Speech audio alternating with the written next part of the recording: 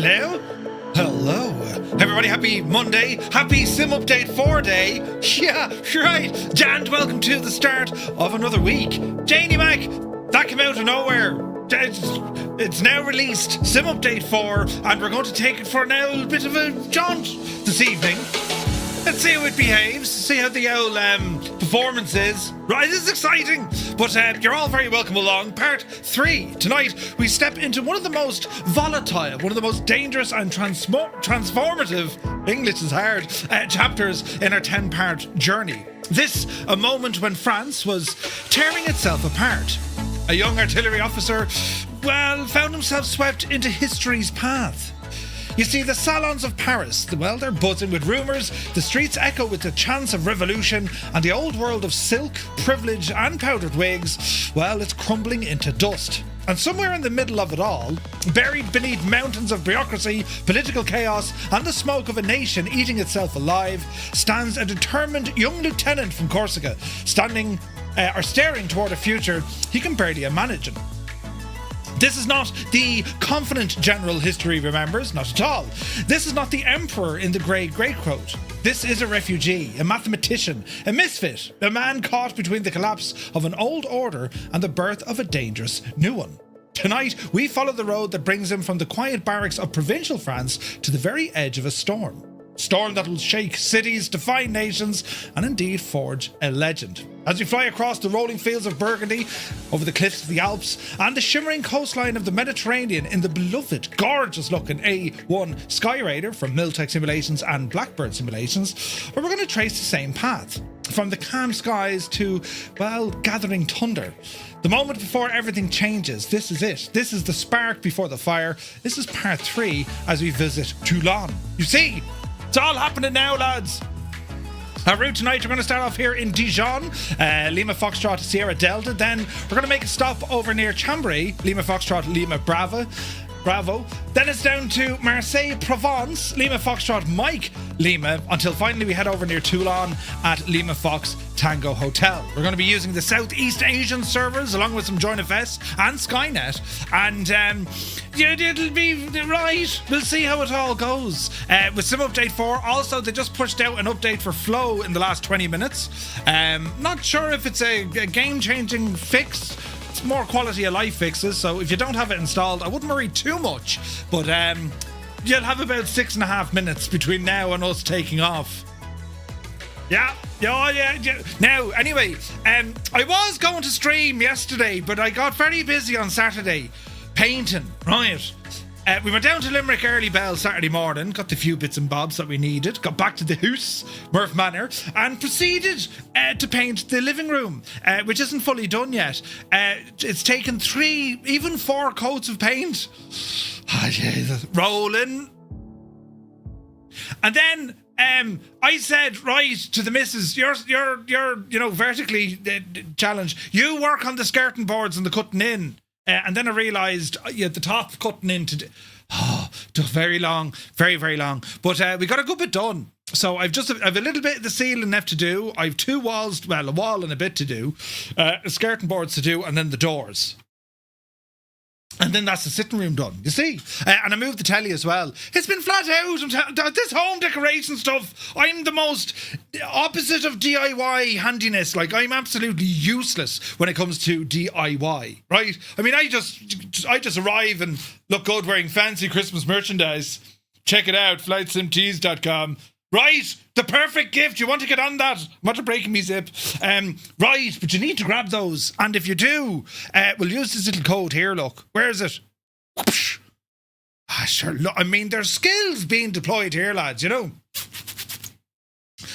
Excellent choice. But do be sure to check out all the fantastic Christmas attire and also hoodies. There's all new hoodies and it's all brilliant, so do be sure to check it out, lads. But anyway, the Skyraider is CTDing on your sim. Oh jeez, does it need an update, Angels 1.5? You'd have to check it out.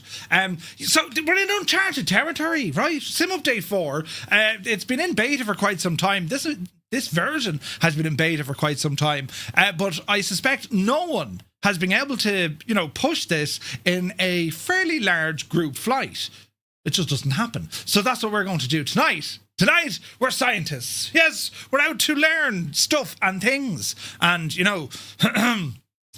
see what happens. But the install, or the download at least, should have went fairly okay. And then the install should have went fairly okay. I don't know if anyone had issues, but it went okay. And again, the advantages or disadvantages, if you downloaded all of the core sim assets, you have a fairly substantial update. Otherwise, everything's streamed. So, yes, we shall see how it all goes here now in a moment. Do you know what I mean? Right, buttons here. Oh, Jesus, I pressed a button I shouldn't have. Let's see what happens. But you're all very welcome in. It's Monday. It's Christmassy, kinda. We still didn't put up our Christmas tree yet. We can't because the sitting room isn't done. I can tell you how popular I am. Not very. But anyway, yes. Oh yeah, make sure you update the DLSS file if you do the DLSS stuff as well. Lots of and clear your cache, clear your rolling cache. Very important.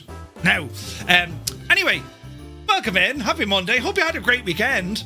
I'm supposed to be busy tomorrow. I'm going to Weston Aerodrome tomorrow, and to stuff. And I'll keep you up to date what I'm doing. And then we're back on Wednesday. But looking forward very much to flying this machine tonight. So who's here? Look, Airlock Doc. Happy Monday. Having issues with the sim. Oh, Jesus. CP65 is here. Eamon, 1973. Welcome aboard. Tarnish Mossman. Good to see you. Mrs. TPHI. Alive and well and upside down. She says hi. No, she doesn't. She says hello, Murph and Fireflies. And Mrs. TPHI did very well today on some of her quizzes. She is the quiz mistress. Yes. But anyway, Super Tie. Theoretically, PS5 release day. Indeed it is. Fierce Wolf is here, looking fierce and wolfy, subbing for 52 months. Bloody hell, 52 months, man. Thank you very, very much indeed. Idle Cutoff, good to see you, buddy. Cambridge calling. Hello from Tipperary, where it is 11 degrees. Get this now, right? It's to get up to 14 degrees on Thursday. 14 degrees on Thursday. The weather's shagged here. But anyway, who else came in the door there? Soaring AJ. AJH, man. Spitfire RAF 100 is here. Good to see you, buddy. Hope all is well. North Coast Mike, good evening. Let me see. Holy frame rates, indeed. Sumner, hope all is well. He says hello from Naples, Florida. Good to see you, buddy. Hello from Tipperary. Retriever Neil is here. Still has in the height of the Murph flu. But he's still flying. Currently a diet of Lemsip paracetamol and a Monday Murph stream. You're very welcome in and feel better. Willow, how much? Good to see you. Hope all is well. APU Inspector, 90 in a row. Another day closer to the weekend. Indeed it is. Gibbo Ireland is here. Gibbo, good to see you. Are you sure you want to be here tonight? Jesus, we're doing history. Good to see you, man. Hope all is well. Apache's in the house. Viper Strike, good evening. Fox Fly. Hello there. Good to see you, buddy. Chalks is in the house. Good to see you, buddy. Shirley Dev. Surly Dev, happy Monday. Shirley or Surly? Faku, good evening. Hope you're keeping well, man. Let me see now. Top of the evening to you too, Surly Dev. Toto is in the house. Welcome aboard. Happy Monday. Echo Charlie is here. Welcome in, buddy. Creo, hello to all in County Mayo. Hope you're well. Let me see now. Fibber O'Neill's, or is it Fib Ronneill's? Welcome in. Loads of notes. Nighthawk is in the house. Good evening. Eamon says, I'm at work till I'm at work till 10:50 p.m. Dash home, update the sim, then off to bed. Maybe have a little go before I go back into work tomorrow morning. Bad planning everywhere. Yes. Flyer 10, happy sim update 4-day. Shuffle shoes. Shuffles in. Hope you're well, man. Mech Mancer's in the house. Good to see you. Rookie Pilot, happy Monday. Daddy Plump is here. Fingers crossed for a smooth flight. You better believe it, man. We hope, right? We hope. Hermit Something, very good afternoon from a 20 degrees Fahrenheit Boston. Jesus, what's that? Minus something. Minus 7? Ouch. Minus 10. Minus something, who knows? But it's good to see you. Now let me see. Malky Mac, a very good evening from a soggy Scotland. Jeez, well, it's there are showers here, but like it's dry at the minute, you know. Scorpio 49 rebels in with a Merlot, but gassed. He says, good evening, Murph and all in chat. I had a worrisome weekend. I had a senior moment Friday and put petrol in my diesel car and drove about 20 kilometres before realising it. Happy day today, though. The car is back in the land of the living, and not only did I dodge a bullet, but I dodged a disaster. Phew. Jesus, Scorpio. Well, I think they say a drop of petrol in a diesel car isn't too bad. It can kind of half clean it. But if you were to put diesel into a petrol car, no thanks. No, they'll be given out to you. But glad to see everything's alive and kicking, Scorpio. Now, let me see. Looking forward to the next lesson, says Sumner. But thank you very much indeed. Krabby One, good evening. Tima is here. Tier 1 for 16 months. Thank you very, very much indeed. Legend, Bell Bro, a very happy Monday to you. How's Napoleon doing? He flat out today. Wait till you hear about it. Sunjammer's in the house. So tonight we'll see if Madame Guillotine and the Committee of Public Safety will have Murph's head. I'm telling you, it was mad stuff in France. Hayden UK's in the house. Good to see you, Hayden. You're very welcome aboard. Stu Snape is here. Happy Monday to you, Stu. Hope you're well. Commander Balosh, happy Monday. How's she cutting? Mutley, good evening. Muse fan, burst in the door with a big green box. And yourself. Good to see it. Muse, did you update now? Also, Muse, you were crap at the quizzes. Just saying. Jeez, that's the wrong button. How we go with that? Yeah, he was very bad. Some of the questions he got wrong now were like, oh, screamers. Money, I'm not really. I know I am. I'm only joking. Winkle Gassler finally deinstalled 2020. Needed the space to update 24. Crikey. Crafty Tigers, good evening. The Impossible Face, welcome in. Norse Viking Gaming, welcome aboard. Old Veteran 965 Scott, a very happy Monday to you. He says hello. Happy Monday, gents and ladies. Hope all is well with everyone. And to you, Scott, in Texas. How's you cutting? Lear, welcome aboard, man. Nighthawk says, glorious update. CGD after finished downloading. The joys. Howling Crazy, welcome in. Goblin Zeus, good evening. Welcome in my country, especially towards my region. Yes, the Marseille region. Put on the kettle quick. Zitz is here. Obviously, everyone has been thoroughly tested, or everything's been thoroughly tested, to make sure there are no issues tonight. Yes. Right. Larry is in the house. Good to see you, Larry. Where's this now? 65 minutes. Did you paint yourself into the corner? No, it was grand. Let me see. Don't use the cheap paint. Stupid paint. It's not cheap. It's dear. Dulux is like 60 quid a tin. No, that's a lie. No, it's not. Oh, no, it is. It was 54 quid a tin. Well, a big plastic. 9. How many litres? It's heavy. Yeah. They're not the small little tins, they're the big old buckets, do you know? Dear stuff. Where's this now? Should do a Mr. Bean, stick some fireworks into the paint. I tell you, if I can get away with it, I would. Rolling, keep the rollers rolling. Arm is shanked from it. Cy120, good evening. DIY, I have people for that. Brilliant. Velo, good to see you, buddy. Don't forget to update the DLSS. Yes, in a box, man. Welcome aboard, buddy. Happy Monday. PH Roy, good to see you, Roy. Good evening, Murph and chat. How are we all doing with Sim Update 4? Flow Pro is probably updated to work with the update. The beta said no. Have a nice flight. Ooh, the beta said no. No, there was an update pushed out about half an hour ago. So yeah, no, we should be good, Roy. We should be good. Gar Gaming, hello. Hope all is well in Galway. You're very welcome aboard. It's Christmas time. I've no cash. Oh wait, you mean cash? Yes, that cash.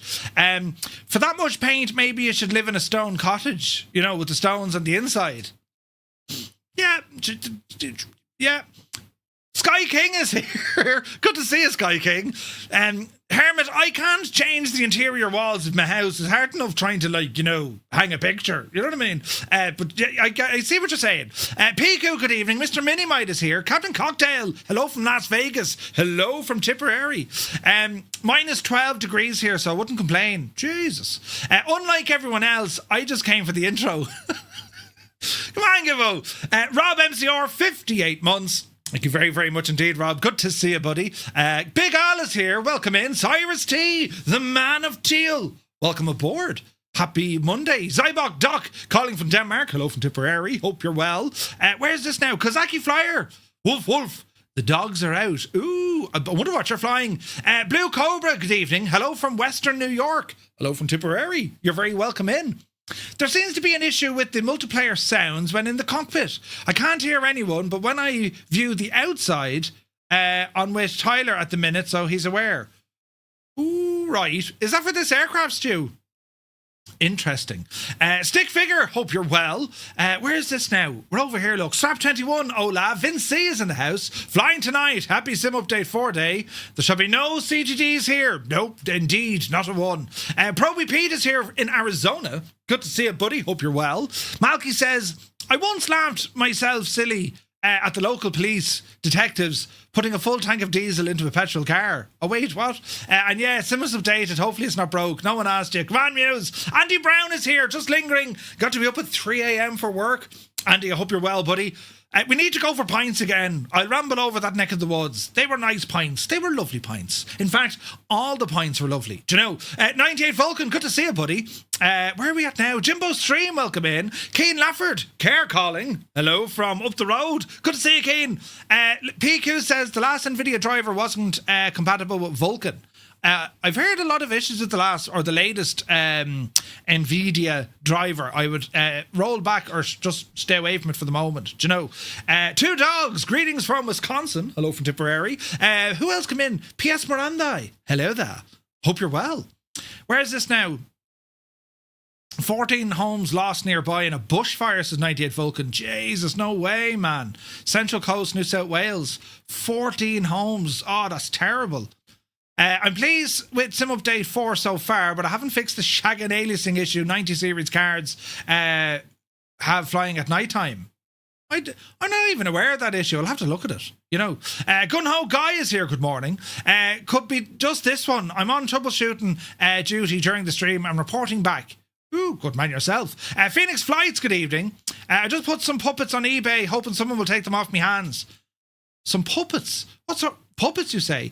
Cracker is here. Hello, Cracker. Welcome in. Jesus, lads, is busy. Right, hang on there now. We're almost there. Grab a hold of it, lads. Dave Cleary. Legend, Dave. Welcome back, Dave. Visualize in the house. Black Sheep Gene. Good day from San Jose. Hope you're well, buddy. Uniform Goose. Good day, Goose. Welcome in. Tyler Pask is in the house. Northland Air. A very good evening. Welcome aboard. Angels 1-5. Mike Coffey. Good to see you guys. Now, let me see. Is it D1 or is it Diff Ball Player? Welcome in. Good to see you, bud. Mark Gaiman, good evening. Corporal Carnage is here. Mav Wings. Looking forward to a stutter-free, FPS-friendly Sim Update 4 group flight. Yes. Let's hope. Let's hope. I can't see the chats that you speak, so we're live on YouTube and on Twitch. So yes, if you're like, who's this fella talking to? There's only 3 other people here. Yeah, there's multi-stream, you see. Jace Ward, good to see you. Derfras, good to see you, Derfras. Happy Monday. Right, now, are we ready? We should do the sub. Mag, good to see you, buddy.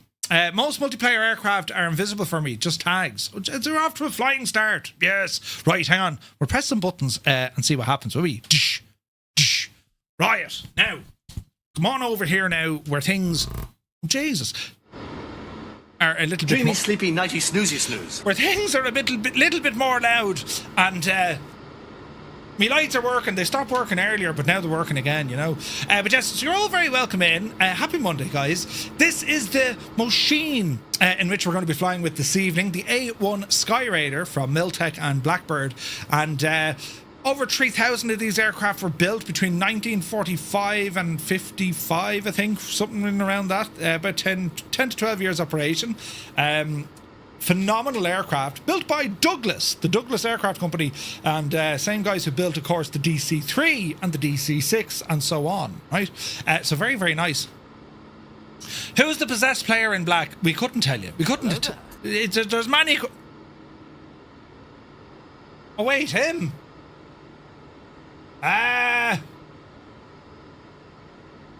Right. It's a 2020 aircraft, and if I had to guess, I'd say it's whoever's in the Quasar. Yes, Midlife Rex. Rex, are you actually in the Quasar? Is Rex actually in the Quasar? I find that hard to believe. There's Grazer. Is Krabby 1 in the Quasar? Really? We have a lot of Quasars out here. That doesn't seem right, does it? Right, let's do the old turn it off and turn it back on again. Let me see now. Online, multiplayer, off, on. Save and back. And this should kind of recycle all of the, well, we hope, all the aircraft, right? Or it won't work at all and we'll be flying all along our lonesome. Yes. That guy, wait, don't worry about that guy. Yeah. David Copperfield, 100%. Grazer, good to see you, buddy. Hope you're well. Right, aircraft are loading back in. Brilliant. And I don't think these are all in. Yeah, you weren't, look. So we're gone from having... Poor L Rex hasn't... He's in a C-130. Okay, so Sim Update 4, it's safe to say multiplayer is still shagged. Right, at least we know where we stand, lads. So, model matching and all the jazz. Well, really... Does the Skyraider come with working jacks? Yours fell off. Wait, what? I'm seeing you as a Just Flight Tomahawk. Yes. Stranger Things mod, right? Yeah, it would appear that the L model matching is still kind of... No, it doesn't work. Right, it's a bit like that, but sure, listen, we'll just, you know... We'll get on with it. You know, Sim Update 4 is live. It is, Mr. Tommy. Good to see you, buddy. It is. It's still less shag than Liverpool season. Jesus. What date and time have you got? To tell you now. Hello, Flo. So time is 14:20, and we just have a few clouds because the weather is well, not very nice. So 20 past 2, 14:20, lads. That's where we're at. So as I said, this is our machine for this evening, the Skyraider, and we have some external fuel tanks, and she's heavily armed, and it's in a beautiful French livery. Ooh. And this is what we're going to be flying tonight, right? As we head down the road. So quite a bit to cover, you know, in tonight's stream when it comes to, you know, the rise and fall of Napoleon, but also when it comes to, well, the aircraft, right? Because we haven't done this yet on a group flight. So, yeah. Let's see what happens. Twas a hard dig there now. It was savage, Keen. It was savage, you know. Right. Anyway, so let us begin, friends, as we try and get some power into this machine here, shall we? Now it is kind of cloudy, but we'll go with it, and we'll see what happens. The APU is a bit close to the plane. Kind of is. How do we get the Flow Pro update, Murph? Zybok, you need to make sure your purchase is over on Parallel 42, and you can grab it from there. So if you have it in 2020, depends on where you bought it from. If you bought it from Parallel 42, you'll just get the you just pay for the update. If you didn't buy it from Parallel 42, if you bought it from Orbex, you need to transfer the purchase over to Parallel 42.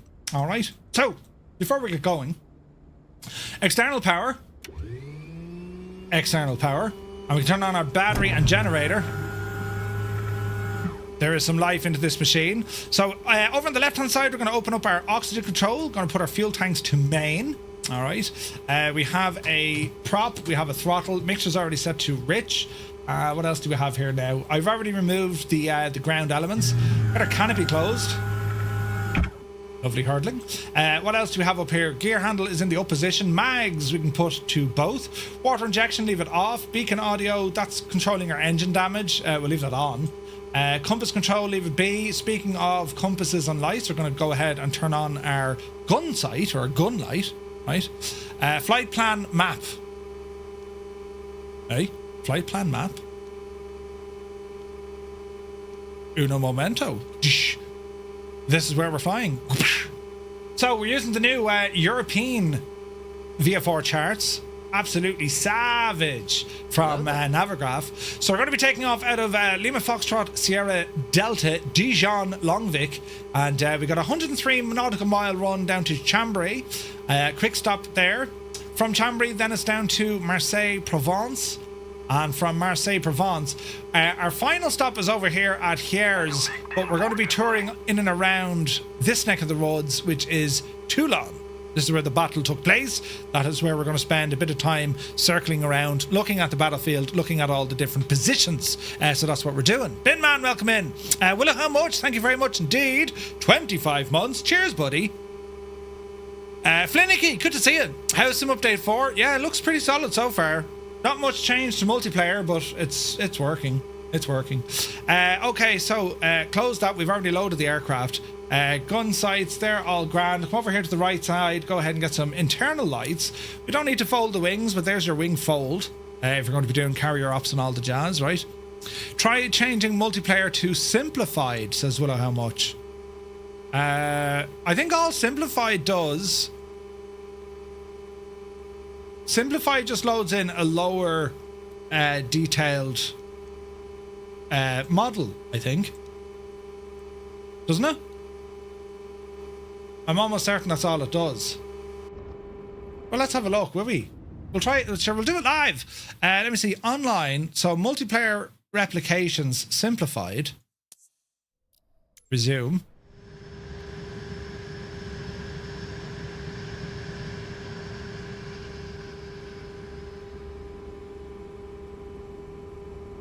No, I think it's still shagged. I don't think Muse is flying in that. Well, hang on. Midlife Rex is flying in that. Muse looks to be...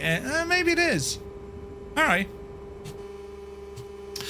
Toulon is the biggest French military port by tonnage where aircraft carrier is stationed. Ooh, nice. Simplified loads of Sobo passive models for any plane. Even the ones you have, says Adoran. All right, well, let's see what it does, right? Let's see what it does. Right, so everything's sounding good here. We can turn on our little radar as well. Now, this is supposed to work. It puts a blip of aircraft. So we'll see what happens, right? Turn these guys on just a little bit. Fuel warning, but that's okay. We're not running the engines just yet. So what we're going to do, we're going to give it an out spindle and see what happens. So let me see, open the throttle a little bit. Cowl flaps are open. Mags are already turned on. We're going to give it a shot of primer. And then we're going to engage the starter here. So clear prop, and let's see what happens. Starter engaged.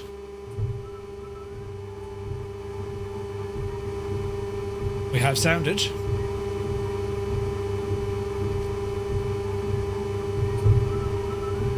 Energizing.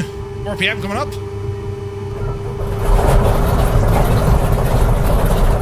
Oh yeah.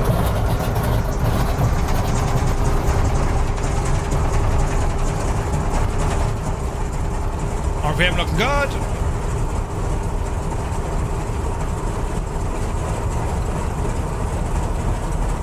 All right. We have a good start, ladies and gentlemen. Alrighty, so let me see.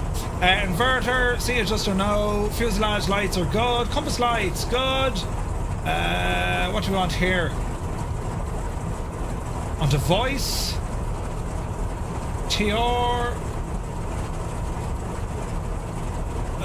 We want... I suppose, what do we want over here? 7,000, isn't it? 7000. Normal. Mode 3 on. Heat control, leave it alone. Alright, let's see what happens. Sounds terrible, sounds great. Doc Nader, good to see you. Heisenberg, welcome in. Sounds like you put diesel in it. It's beautiful. Stu Snape has got a CTD. I don't believe you. Then again, Stu, were you having those issues because were you having those issues with the sounds as well? Soaring AJ says no sim update no sim update 4 update available. Really? That's interesting.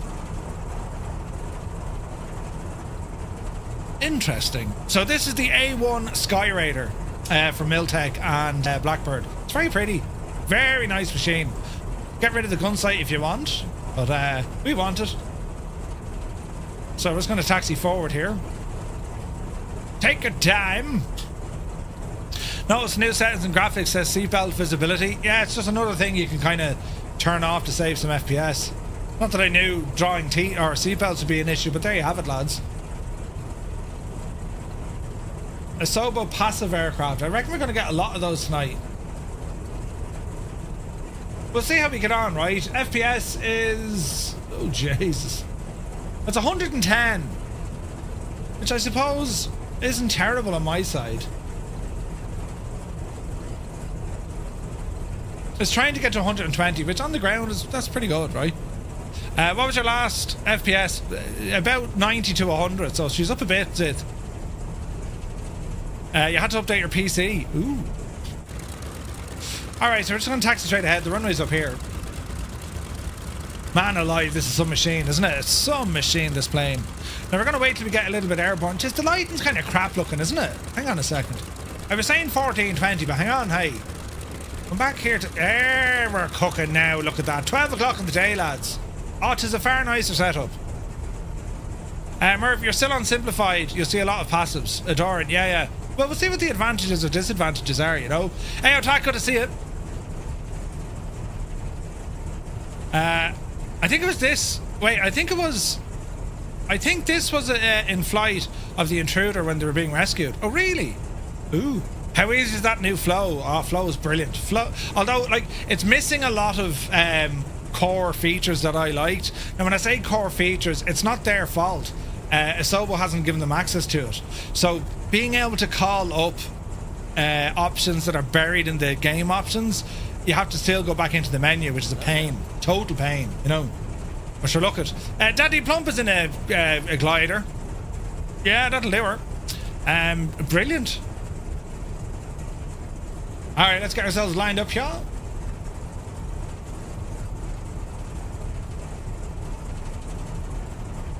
Alrighty then. Hold the brakes. Okay, so we're going to advance the throttle. We're going to take off, circle around the area for a little bit, just to see what trouble we can get into, and then see what happens. Are we ready? Flying Tritz is here. Good to see you, buddy. Alright, so mixture's rich, prop full. Let's go flying. 30 inches.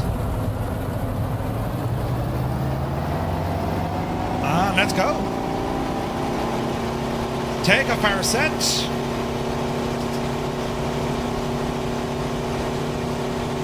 Airspeed live. There's the rudder trying to throw us. Keep her between the ditches, lads. Easy now. Keep her on the runway. There we go. There's 120. Oopsie daisy. Little bit of a wind there. Alrighty, positive rate of climb. Gear.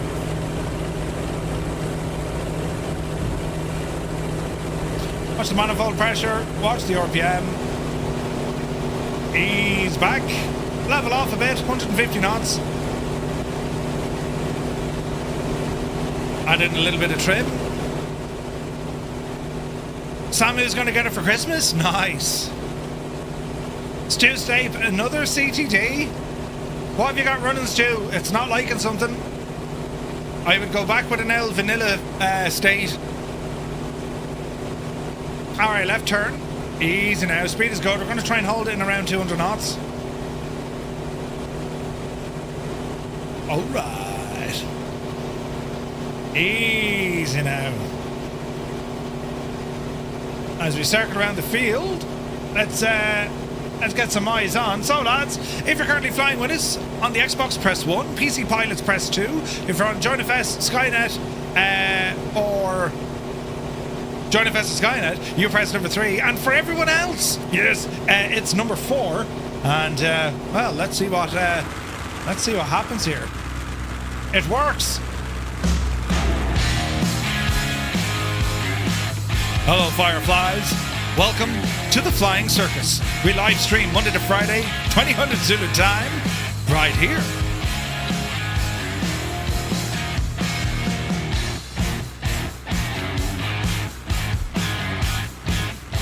Oh yeah, whoa heck yeah.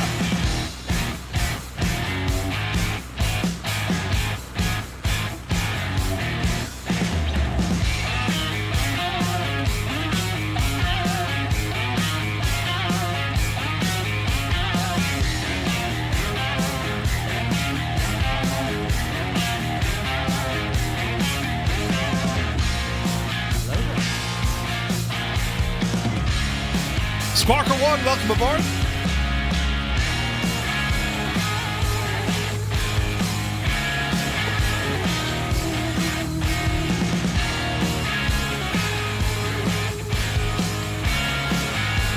Man, isn't that pretty?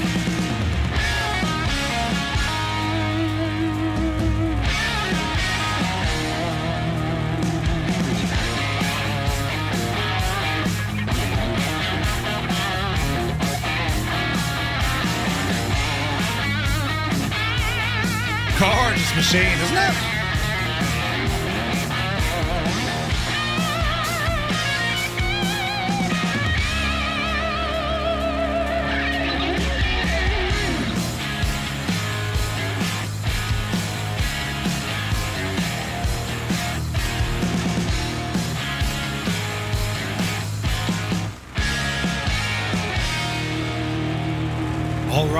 All right. So we have 25 on PC, 3 on console, 1 on JoinFS. No, hang on. 3 on JoinFS, 1 on console. Keen Laverders here with 175 people. 16 days to Christmas. Keen and Super Ty, thank you very much indeed. The countaging of countages. Right. How are we looking here, lads? Speed, bring her back down. We're going to hold that around 200 knots. Let's get ourselves trimmed out here as best we can as well. And we see what sort of options do we have at this machine. So, what do we have? Gyro pilot, I don't like it, no. Autopilot push pull, left bank trim. Alright, autopilot on. Let's see, can we go heading? Negative.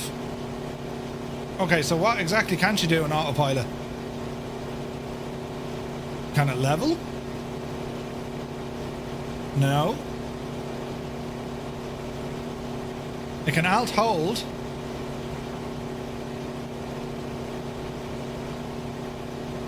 but it can't heading. Okay, so we've no way to heading. That's interesting. Let's have a look here now as we're learning this together, lads. Let's see. Speed, okay. Vertical speed, okay-ish. We're climbing ever so slightly.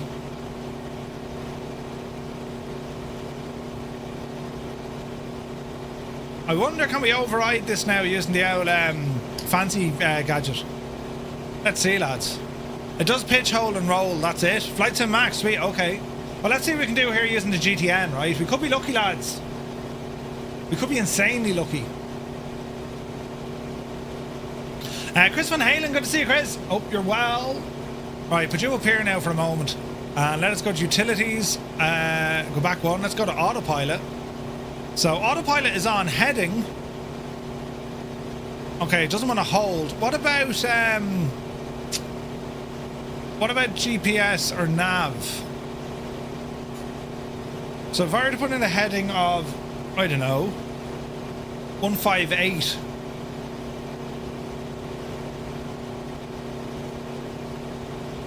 No. Okay, so we can't hold heading.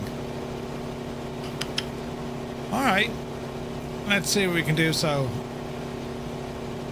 we'll rail to the left a bit. And it'll hold a roll, right? My coffee says, Murph, okay, I think I found you lot. Can I have a nickname I can find? I'll be down as D2 Tone Murphy. Right, okay, so that's how we can use that. Alright, and we're going to hold at 4,000 feet and we see what happens, right? Speed is looking good, about 220. Ease it off here a little bit. Might get these cowl flaps closed here as well. There we go. They're closed. And a quick check behind us. There's everyone. Looking good, lads, looking good. Alright, let's see what happens. The sim update 4 as the T38. What do you mean, Frank? Roy says, Murph, you might have read you can share your Flow Pro settings with the community. How do I do that? I'd be more than happy to share what I use in Flow, yes.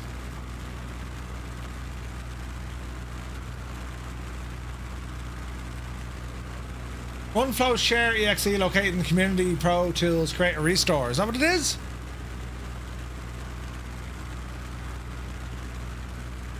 Hmm.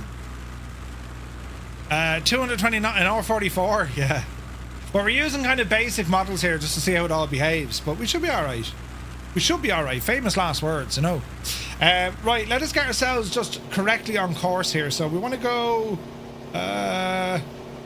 direct LFLB. So let's see, can we do a direct to mode? LFLB.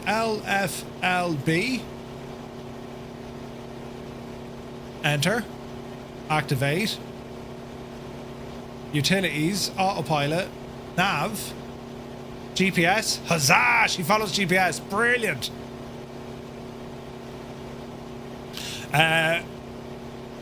Oh, the throttle got stuck on the T38. No way, Frank. Right, I'm going to ease off the power a little bit, lads. 200 is probably a little bit too much on the old holy moly side. So just let me buzz this back a little bit. Let's go 25 inches. Manifold pressure. RPM, keep it around 4,000. And this will probably cruise us just under 200. Uninstalled Flow, the skins, dashboard. That's all I had got on new. Ooh. Let's see what happens. Skyraider's top speed 280. Yeah, this thing can move, man. We're looking nice, though. We're looking nice, lads. So far, so good. Lovely kind of shakes and rattles and all the jazz. It's a beautiful airplane. Our speed 190, so that's a bit better. What mod gives it the GTN 750? The GTN 750 from PMS 50. That's the one. So, we need to bridge the gap for where we stopped last week to where we're starting off tonight, right? So, well, let's see what the story is here. So, the years between Brienne and Toulon, right? Let me see. Rizal, thank you very much indeed. So, when Napoleon Bonaparte graduated from the École Militaire in September 1785, the Kingdom of France was still wearing silk and powdered wigs. It was a world of rigid hierarchy, courtly manners and ancient privilege. And into this world stepped a 16-year-old second lieutenant. He was short, he was Corsican, and he had a brand new uniform, a cheap sword, and the faint smell of gunpowder clinging to his notes. He was, by every measure, a nobody. A nobody. He was posted to the La Fère Artillery Regiment, and you have to understand that artillery wasn't the sexy branch. Not at all. It was math, it was logistics, and it was boring. But it was also the great equaliser. You couldn't just buy your way into the artillery, for example, like you could in the cavalry. You couldn't just kind of do geometry. You couldn't just fire the cannon. Napoleon didn't just do the geometry, though. He breathed it. He could see the world in numbers and trajectories. He was a pure, functional machine, armed with the ambition and a desperate need for cash. The first 8 years of Napoleon's service were a relentless grind of poverty and professional study. The pre-revolutionary French army was a strange beast. If you were born rich, you could command a regiment by the age of 25. If you were born Corsican and poor, well, you rose, but barely. And only if the aristocrats felt generous enough that day. Napoleon earned just enough money to afford bread, paper, and rent, and nothing more. He was constantly writing letters home, filled with the pressure of being the sole provider for his mother and 7 siblings, while other young officers gambled, chased women, and bought fine lace. Napoleon was calculating trajectories and filling notebooks. He spent his free hours in 2 places, and this tells you everything you need to know about the man. First, the artillery parks. He'd be out there, touching the cannons, studying the carriages, figuring out how to move them faster, how to sight them better. He treated the cannons like his mistress. Second was the library. He was a vacuum cleaner for knowledge. He inhaled Voltaire, history, science, and political theory. He wasn't just reading for the fun of it. He was filling the gaps in his education, preparing for a future he knew was coming. A future where the man who knew the most would win. And he would often lecture anyone who stood still long enough, lecturing fellow officers about strategy, Corsican nationalism, and how utterly stupid the French aristocracy was. Which, as you could have imagined, went down like a lead balloon. Let me see. Sci-Fi, good to see you, buddy. Thanks for the follow. While stationed far from the capital, in Auxonne and Valence, Napoleon studied politics obsessively. France was cracking at the edges. The monarchy was drowning in debt, bread prices were soaring, and the Enlightenment ideas of equality and popular sovereignty were spreading like wildfire. He liked the ideas. Jesus! There's things happening! Photos by Kev! Thank you very much. Did you just see what he did? Photos by Kev. That's a good card game. 10 gifted tier 1 subs to the community here on Twitch. Kev, thank you very, very much. And did you see what he did? Lads, if you got a tier 1 sub with thanks to Photos by Kev, do be sure to say thank you. Thank you very much indeed, Kev. You legend. Right, 180 knots in the clouds. Oh, Jesus. We'll see if we get on, right? We're kind of doing all right-ish, kind of, sort of, right? But yes, he liked the ideas. He liked a lot of the ideas. He saw a system that you were judged by your bloodline and not your ability, and he hated it. He was writing essays condemning feudalism, attacking inequality, and praising the republican virtue. He still loved Corsica, fiercely, irrationally, but he was also beginning to see where the winds were blowing. He hadn't yet chosen his 2 worlds, the island and the republic. Instead, he straddled them. A Corsican patriot living in the capital of the power that had conquered his homeland. In July 1789, the revolution exploded. The Bastille fell, the old order quaked, and the aristocracy panicked. Napoleon's reaction wasn't immediate. It was, well, he saw an opportunity. He saw not the danger, but he saw a vacuum of power and a collapse of the very privilege that held him down. But he had massive conflict. His heart was still back in the hills with Pascal Paoli, the great Corsican leader who had fought against the French conquest. So with the old regime collapsing, Napoleon saw his chance. Paoli, the hero, well, he returned from exile, welcomed as a legend. For a brief, intoxicating moment, Napoleon was ecstatic. He met the old lion. He threw himself into local politics, trying to revive the nationalist dream. It was a complete disaster. Napoleon saw Paoli as indecisive, old, and just too slow. Paoli, the old lion, saw Napoleon as a pushy, brilliant, but utterly arrogant young pup. Corsican politics got nasty, fast. Napoleon found himself backing the French Revolution's radical principles, while Paoli began siding with the English, the arch enemy of France. By 1792, the dream was dead. The Bonapartes were branded as dangerous radicals. Civil war erupted on the island, and the Paolist militia even attacked the Bonaparte homes.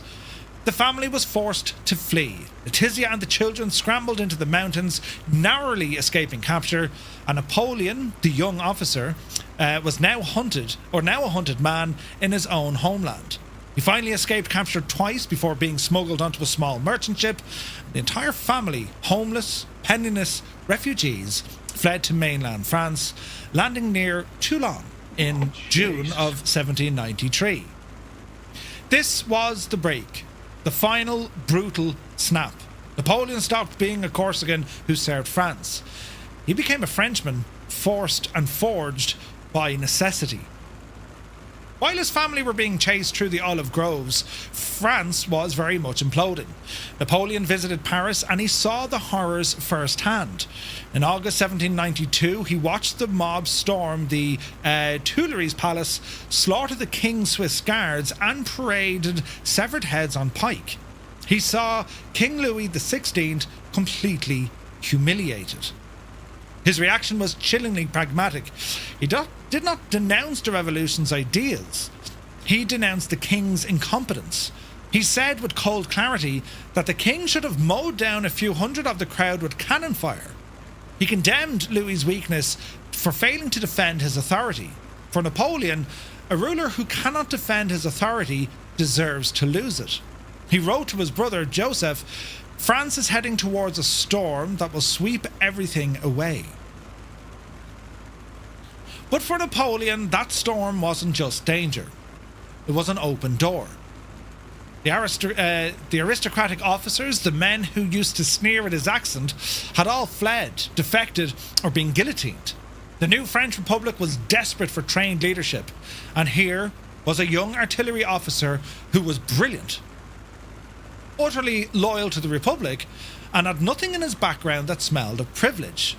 He wrote passionate political pamphlets supporting the Jacobin faction, the radical revolutionaries. He impressed the local leaders. He was quickly promoted to chef de bataillon, a battalion commander, at just the age of 24, and he was finally climbing the ladder. And the revolution had greased the rungs with aristocratic blood. Then the unthinkable happened. Toulon, France's great Mediterranean naval arsenal. It was the key to the south, but royalist counter-revolutionaries had seized the city and, in an act of staging treason, handed the entire port and fleet over to the British Navy under Admiral Hood. The Republic was humiliated and it had to retake the city immediately. The artillery commander directing the siege had been wounded. They needed a replacement, someone with no aristocratic baggage, someone who understood high-angle fire and complex geometry. They needed a man who could turn an abstract science into a practical bloody victory. The name of this new replacement? None other than Napoleon Bonaparte. He was sent to Toulon, and this wasn't just like a student garden that he did. This wasn't a snow fort. This is the real thing. And the world was about to find out who the Corsican boy really was. Ooh. Where are we? Over here, look. Are we all up to date now so far, yeah? Hang on, we'll do a quick check of where we're going. I'm reading off my notes here. This is hilarious, crack. Where's me gadget? Here it is. Right, brilliant. Curly Toes, good to see it. Shoot canister into starving crowds. Yeah, pretty much, right? Pretty much. Right, how are we looking here, lads? Loads of people flying. Daddy Plumps, Sergeant Balosh, Captain Cocktail, Midlife Rex, Faku is there, North Coast Mike, Fierce Wolf, Night Fury, Flyer 10, Mr. Minimite, Grey Skies, Idle Cut Off. Ryan is over there. There's Febro, Gregor, Krabby, Belbro, Mav, Rumple, Toto, Vulcan. There's Corsair. Oh, we're looking good, lads. Jeez, look at the scenery here. This is beautiful. Gotta say, the lighting's very well done in Sim Update 4. I'll say that from the start. Vacuum, good to see you.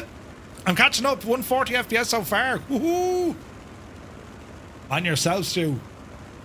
What are we getting? Well, I'm knocked to 120, but we're getting 120, so happy day. Happy day.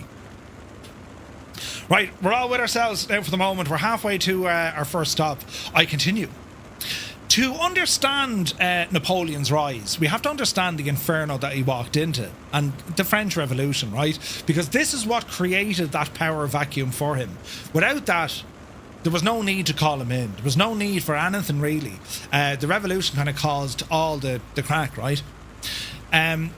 France in the late 1700s was a country of profound injustice. Society was legally divided into 3 rigid estates. But only the third estate, 98% of the population, paid the vast majority of taxes. Meanwhile, the monarchy, led by the tragically decent but ineffective Louis XV, or Louis XVI, was drowning in, he was drowning the country in debt accumulated from endless wars. The financial disaster was a joke. The tax system was rigged, and the elite refused to pay. And then, in 1788, the grain harvests failed. Bread prices went through the roof, and people went on to starve. They don't ask for permission, they demand change. This all came to a head in May of 1789, when the king called the Estates General. It was a failure. The Third Estate broke away, declaring themselves the National Assembly, swearing the tennis court oath they would not disband until France had a constitution. The match was lit. The conflagration began in July 14, 1789, with the fall of the Bastille, we know today as Bastille Day. Through the summer, the Great Fear swept the countryside as peasants struck against their feudal lords. The National Assembly abolished ancient privilege and proclaimed the Declaration of the Rights of Man, liberty, equality, and fraternity. These ideas were modern, the institutions were medieval, the tension tore France apart. The king didn't help though, did he? Because in June 1791, the royal family tried to escape Paris on what became known as the flight to Varennes. They were caught. The king was branded a traitor when the revolutionary government declared war on Austria and Prussia in 1792. That war went badly, and Paris was seized by panic. And that's when Napoleon saw the king humiliated, muttering that if Louis had only a few hundred cannon rounds, he would have saved his crown. The end came swiftly. The monarchy collapsed on the 10th of August 1792, and the king was arrested. The Republic was proclaimed. The king was executed in January 1793. As internal revolts and foreign enemies grew, the Committee of Public Safety, led by the Robespierre, unleashed what was called the Reign of Terror. The guillotine, which was invented for the cause, stood ready. And the south, including the great port of Toulon, well, it rebelled. They committed the ultimate treason, inviting the British fleets into the harbour. This is the crisis that called for the specialist. And that specialist was now on his way. Dun dun dun. Cornwolf, good to see you, buddy. And Lafayette, there you go. Lafayette, there you go.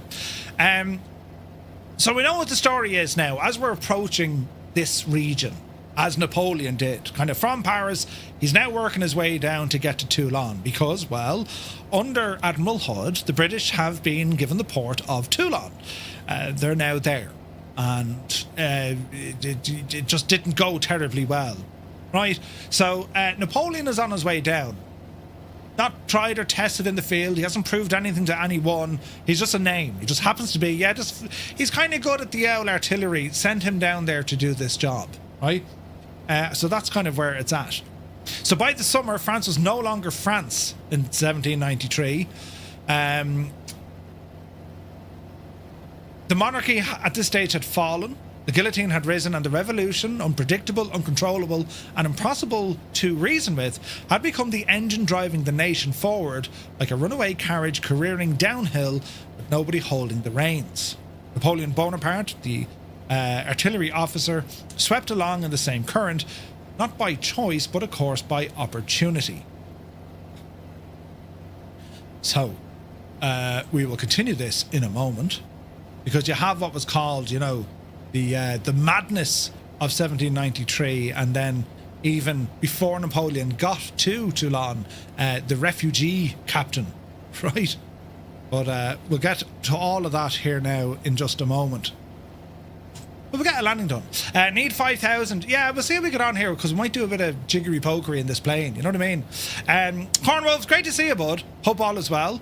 Is it a bird? Is it a plane? No, it's a blown apart, right? Flinicky, we're on the Southeast Asian server. Southeast Asian server. Hello there. Assidious, hello there. Newfoundland, good to see you, buddy. Welcome in.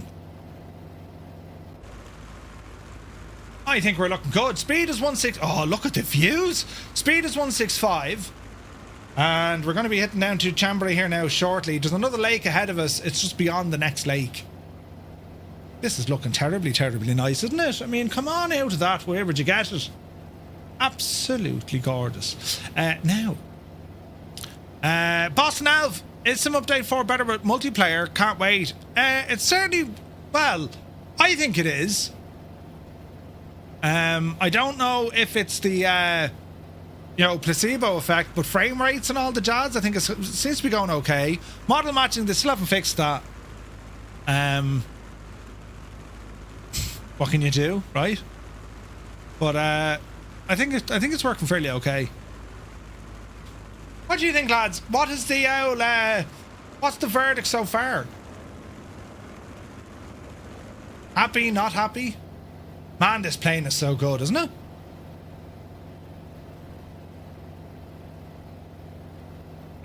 In terms of fuel now, and where we're getting our fuel from, there's a bit of learning I need to do with this machine. Do we even have oxygen running? There she be. Not that we need it. Relatively smooth so far. Way less stuttering. Yeah, smooth for Belbro. Rider has great FPS. Cracker's happy. North Coast working well in VR. Sim performance much better, says Newfoundland. Zit says grand. David Bay, good to see you. A lot less stutters. Nice. Piper finally made it. Good to see you, bud. Smooth and buttery. Sweet. Better, says Goose. If you asked me 15 minutes ago, I'd have sworn, but it seems to be good and stable. So far, so good, although I couldn't see a lot of planes back in the airport getting 120 FPS, though, which is ridiculous. Fat Goose says good so far. Less stutters. Okay, good, lads. Not a single stutter. Stunning. Excellent. I haven't seen much stutters now, and I gotta say, it's running very smoothly. Hey, Frank is there in a Fuga. It's doing something right, you know. Right, let's see here now. We need to get away from these big mountains, you know. I'm just saying, it could be, you know. It could be a bit of crack up here, so we're going to, we'll do one of these, look. Autopilot off. Yeah, autopilot's off. Jessica, good to see you. Shout out, I'm new, it's your birthday today. Jessica Toner, happy birthday. Hope you're well. Now that's playing, but why can't I hear it? Huh.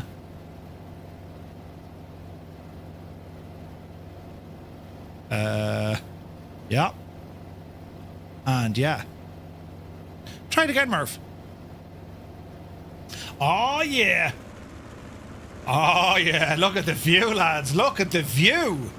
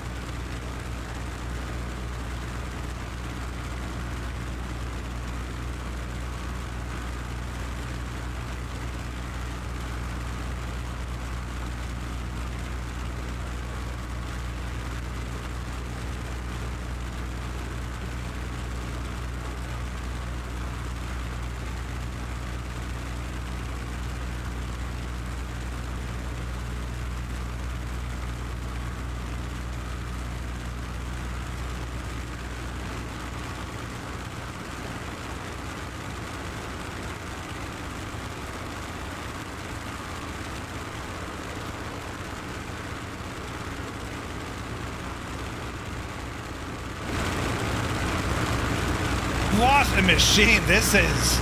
Isn't it very good, isn't it? Right. Jeez, the roars of it. Alright, so we're about to hit our first stop of the night. Chambéry. We'll ramble over towards it.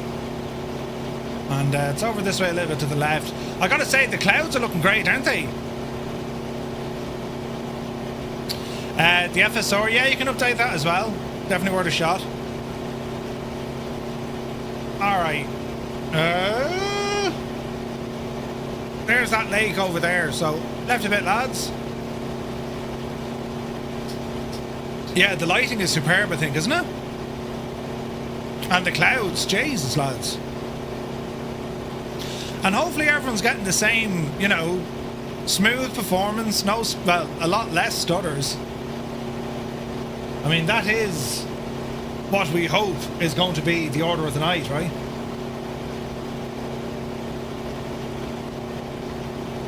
Easy now.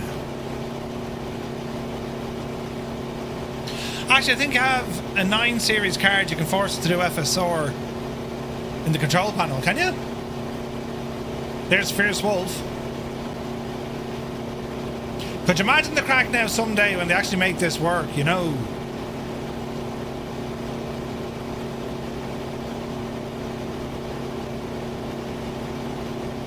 Not that you'd be doing this all the time, but like if you wanted to.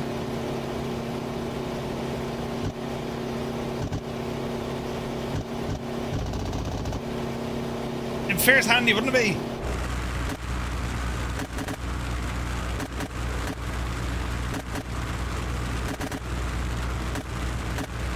Why aren't they going full auto?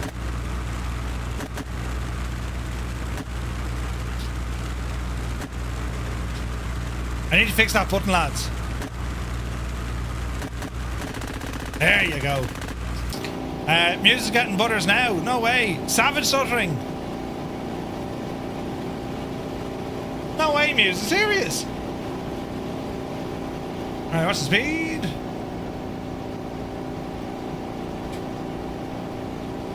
Oh, look at the scenery up here, lads. Jesus, look at this. Right, there's a runway. Bring that power back.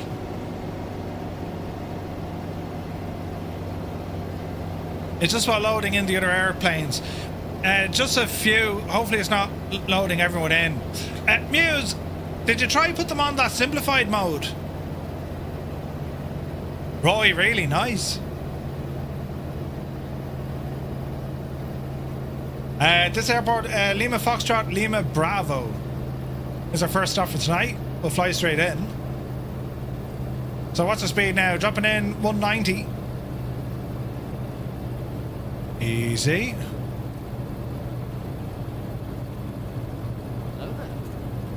No worries, Muse. Jack, welcome in. Little bit low. Let's have the gear. And a notch of flaps.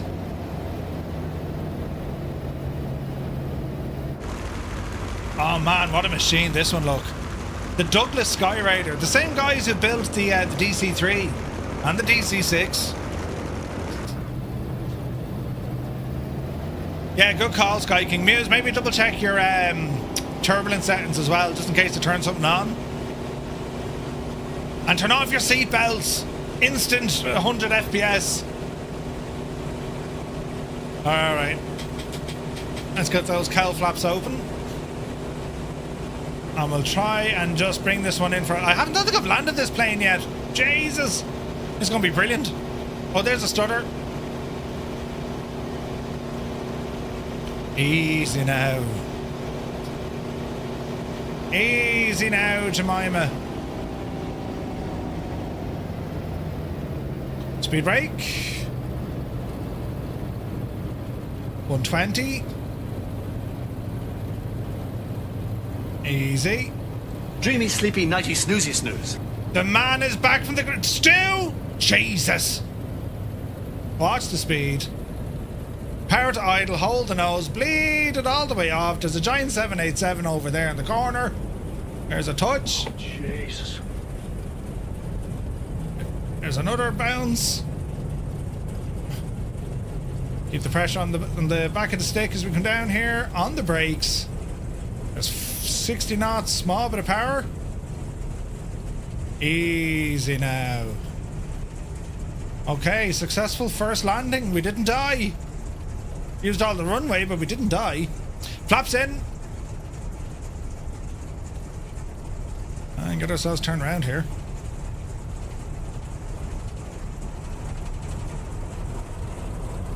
Nice.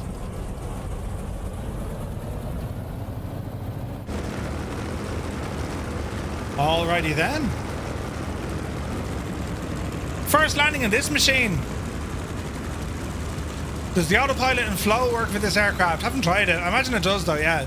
I imagine it does.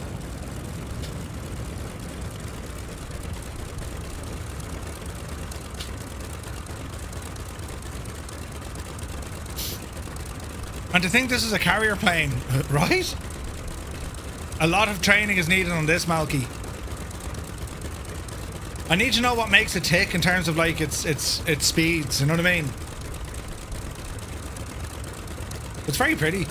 I love the prop animation.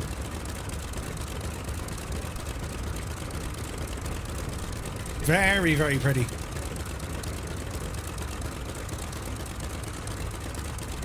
Couple of stutters, but doesn't seem too bad. Cornwolf, yeah, sounds are really good. Sounds are really, really good. I wonder if some commercial pilots say on landing, well, if we didn't die. Yeah, I'm sure they say it all the time. Right, we shall straighten up here now. It's getting warm.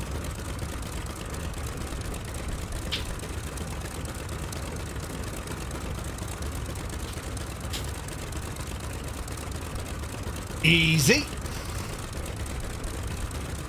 Riot. Don't look. Now, I wonder how our L fuel is. We'll find out now in a minute. And to think this aircraft can carry the same bomb load or more than a B-17. What, really?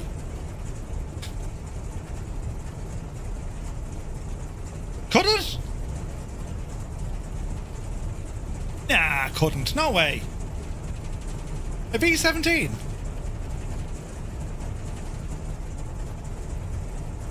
Alright, let's get ourselves turned around. B-17 didn't carry that much. Gee, I suppose the armour. Sure, the Lancaster carried the most, I think, didn't it? Look at the height of it compared to that 414, look. Look at the height of it compared to a Vision Jet. I mean, jeez, is that right? Sorry, Goose. That's nuts. Murph is up for me as a chopper, says the Impossible Face. Maybe turn off multiplayer and turn it back on. That should do the trick, we hope. Right, lads, next run is going to be down to Marseille, 135 nautical miles. Are we ready? Notch your flaps. Look at the height we are. Jesus. Right, power coming in.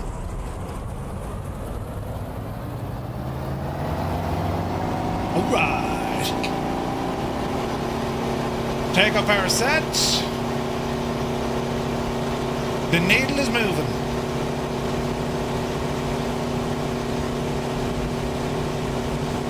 Oh, gets me every time.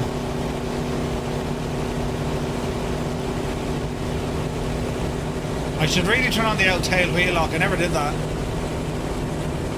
Be grand. Oopsie daisy. Pause and ready to climb. Bring in the gear. Flaps in. Ease off the RPM and manifold. There we go. Oh man, look at the views here. This is pretty. Hey, Mud Dog, good to see you. I do have the Spitfire Muse, yeah. Nighthawk just departing out of Chambry. Lima Foxtrot, Lima Bravo.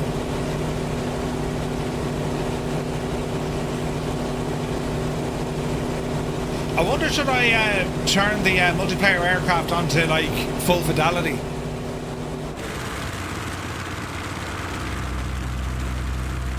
I think I will, lads. Hold fire for a second. Settings. Online. Multiplayer. Simplified. High fidelity. Let's see what this does.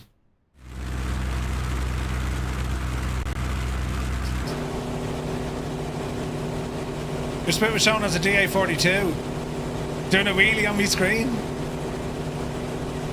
Okay, now it's more to the right we need to go, lads. But of course we could cut it this way and then follow the ravine around if you wanted to.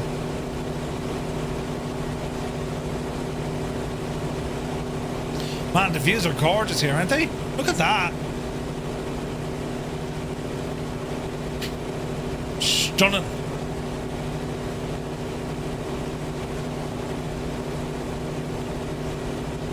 Jesus, that is stunning, isn't it?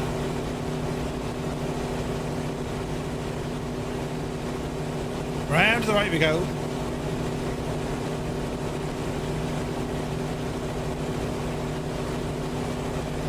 Easy now, Jemima.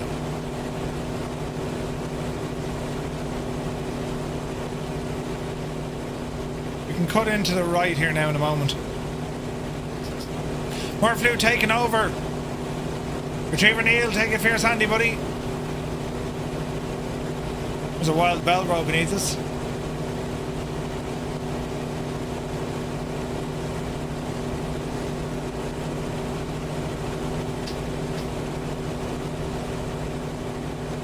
Alright, we'll cut up this way to the right.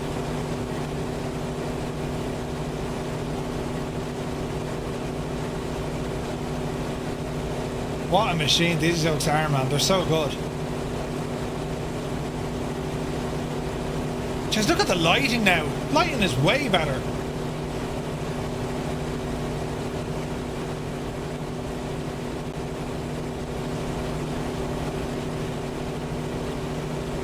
It's gorgeous, isn't it? Right, into the little gap here and then around to the left.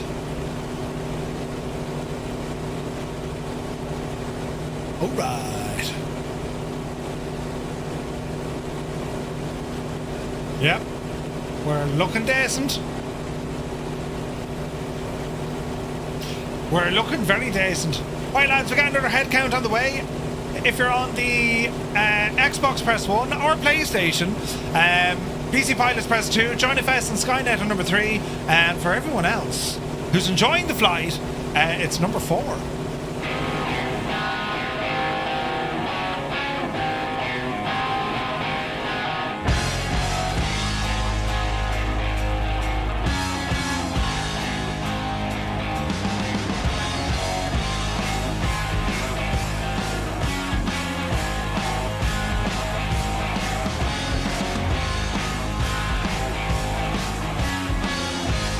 Good to see you, buddy.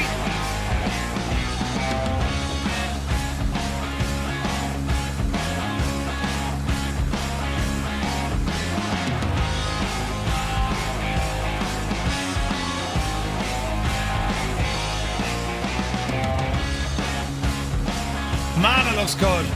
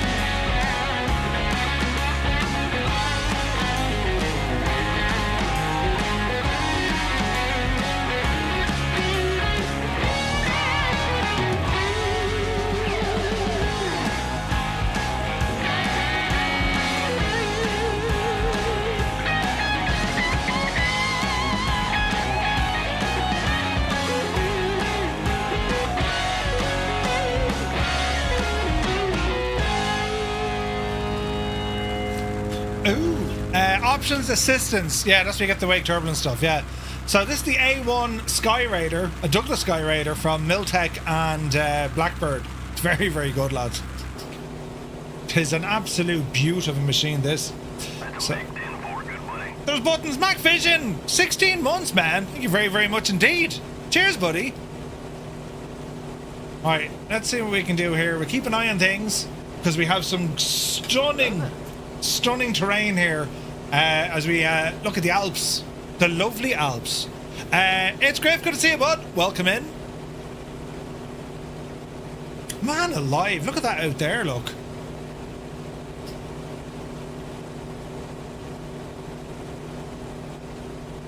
Beautiful, absolutely beautiful. Look at this.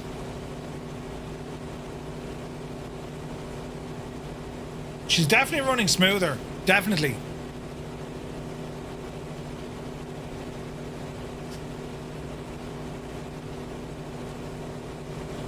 Right. The T-38 from Blackbird is supposed to be released today. For PlayStation, yes. Unsure was it coming out the other way though. Today at least. But yeah, it should be in the marketplace, I think.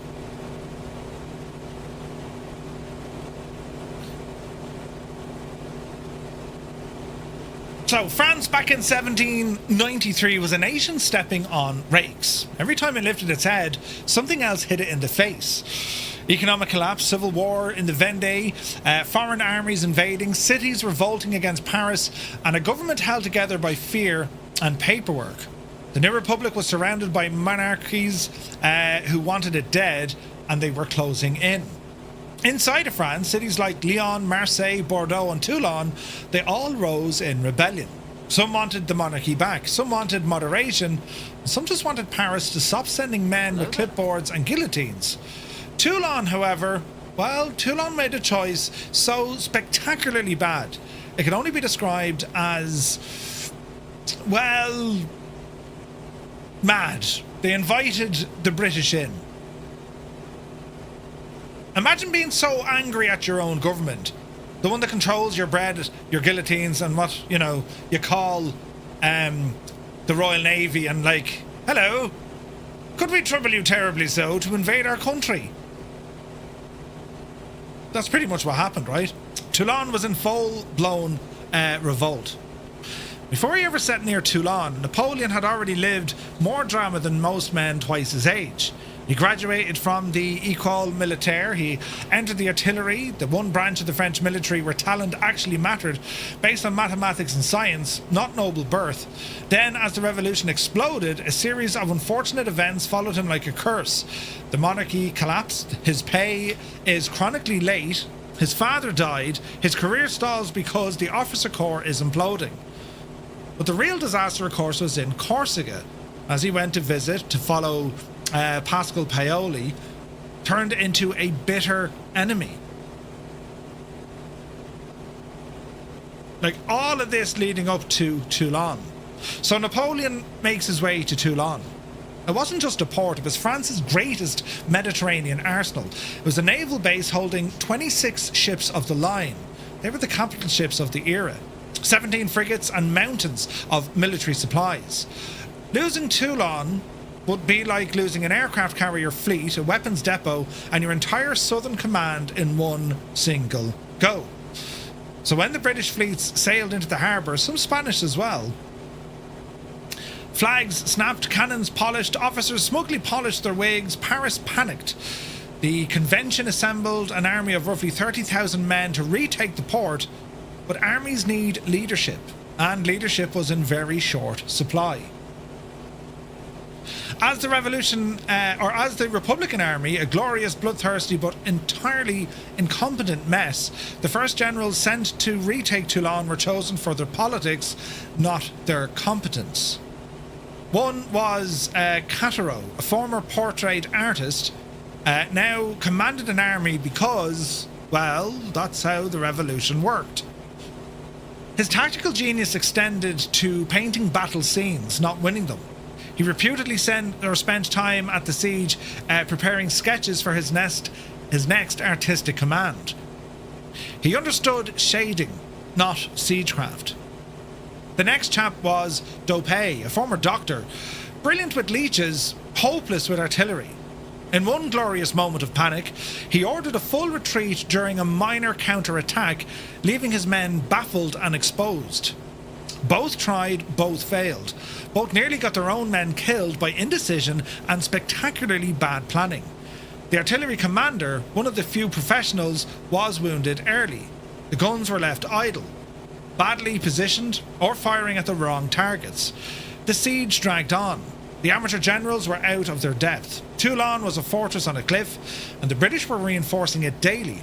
France was rapidly running out of time, so Paris sent new representatives, men empowered to sack anyone, promote anyone, and execute anyone. The first question when they reached the front was, "Where is your artillery commander?" Which the response was, "He's been wounded." "Do you have a replacement?" Yes, we have one. A young Corsican, Bonaparte, 24 years old. Send him in. There are battles that feel like stories, and then we have battles that feel like puzzles. Toulon was both. A port city shaped like a natural fortress, stuffed with masts, cannons, powder, and the pride of the French Mediterranean fleet. Toulon had opened its gates to the British Royal Navy, and the French Republic, enraged and humiliated, was now gathered to take it back. Oh dear. Don't panic! All is well!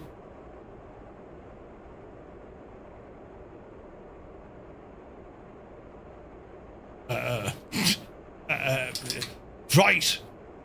Oh, Jesus, then. I ran out of fuel! Hello there. It's alright! Say nothing! Have we like a fuel transfer switch?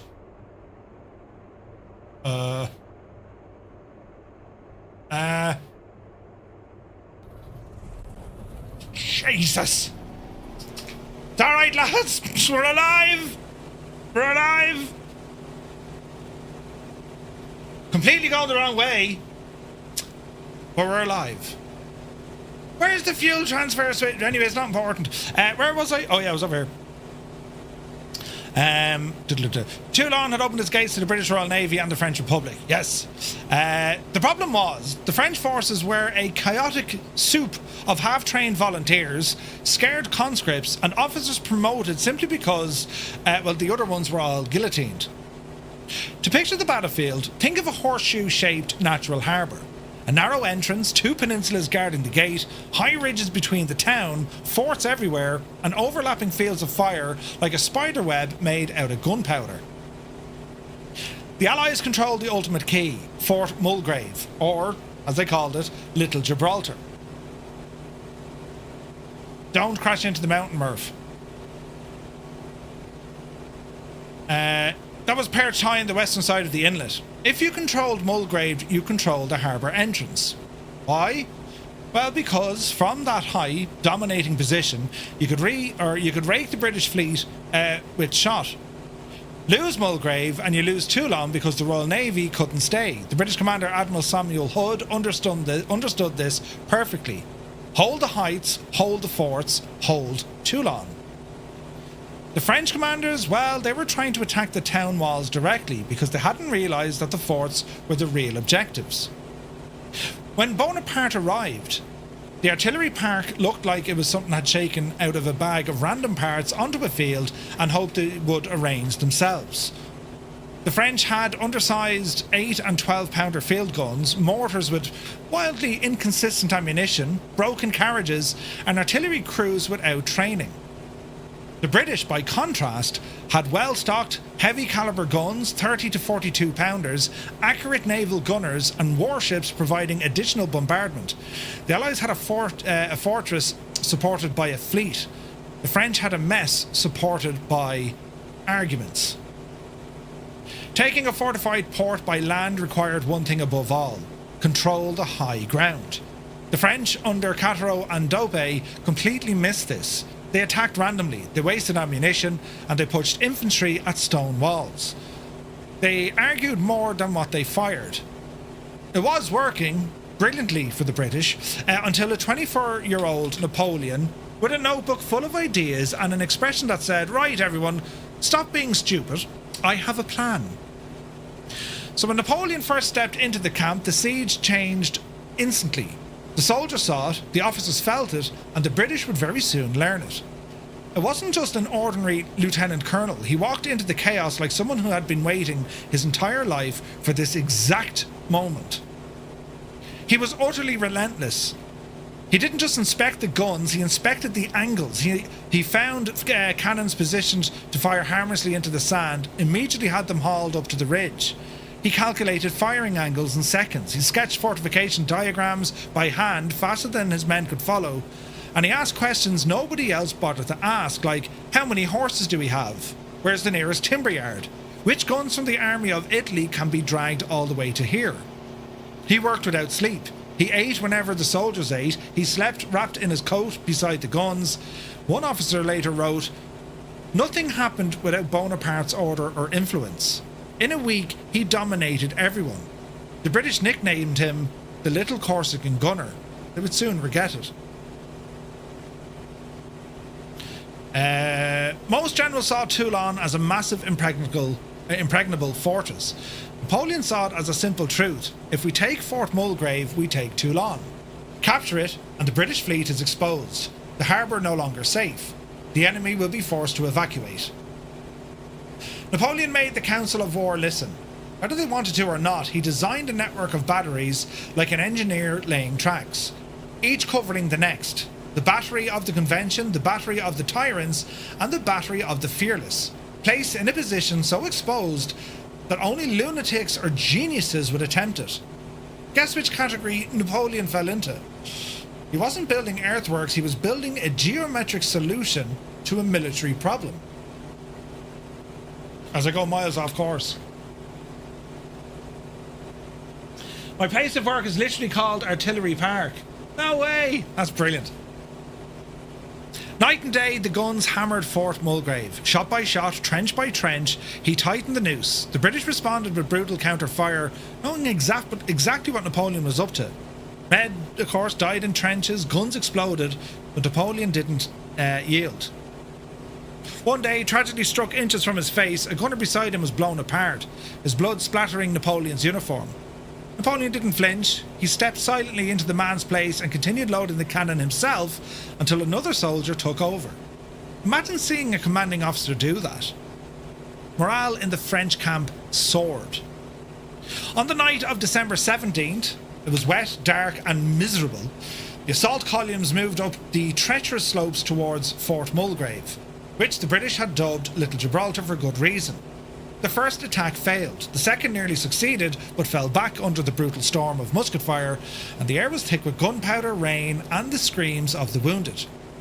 Napoleon's batteries fired in support until their barrels glowed red, creating a blinding, deafening symphony of destruction. Finally, a reserve column, Napoleon's own men, led by General Dugommier, surged forward. They breached the outer works, they climbed the ramparts, engaged the British in desperate, savage hand-to-hand fighting in the darkness. Bayonets, swords and rifle butts became the tools of war in the mud. Napoleon himself was in the thick of it, literally.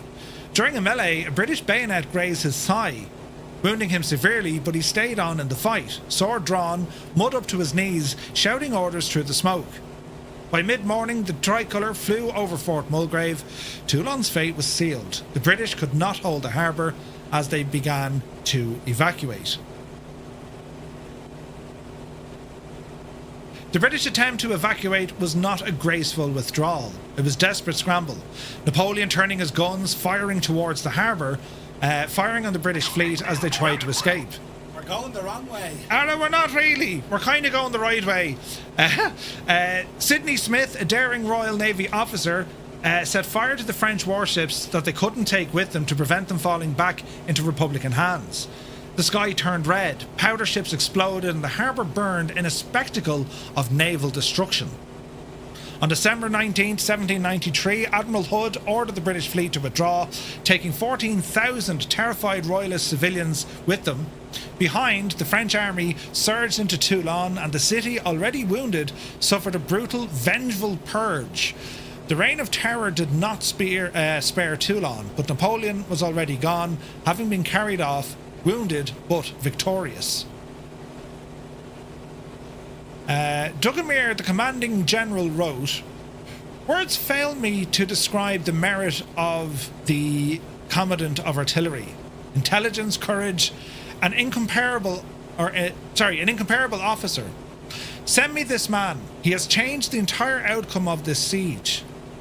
Paris noticed. On the 1st of February 1794, Napoleon Bonaparte, aged 24, was promoted General of Brigade.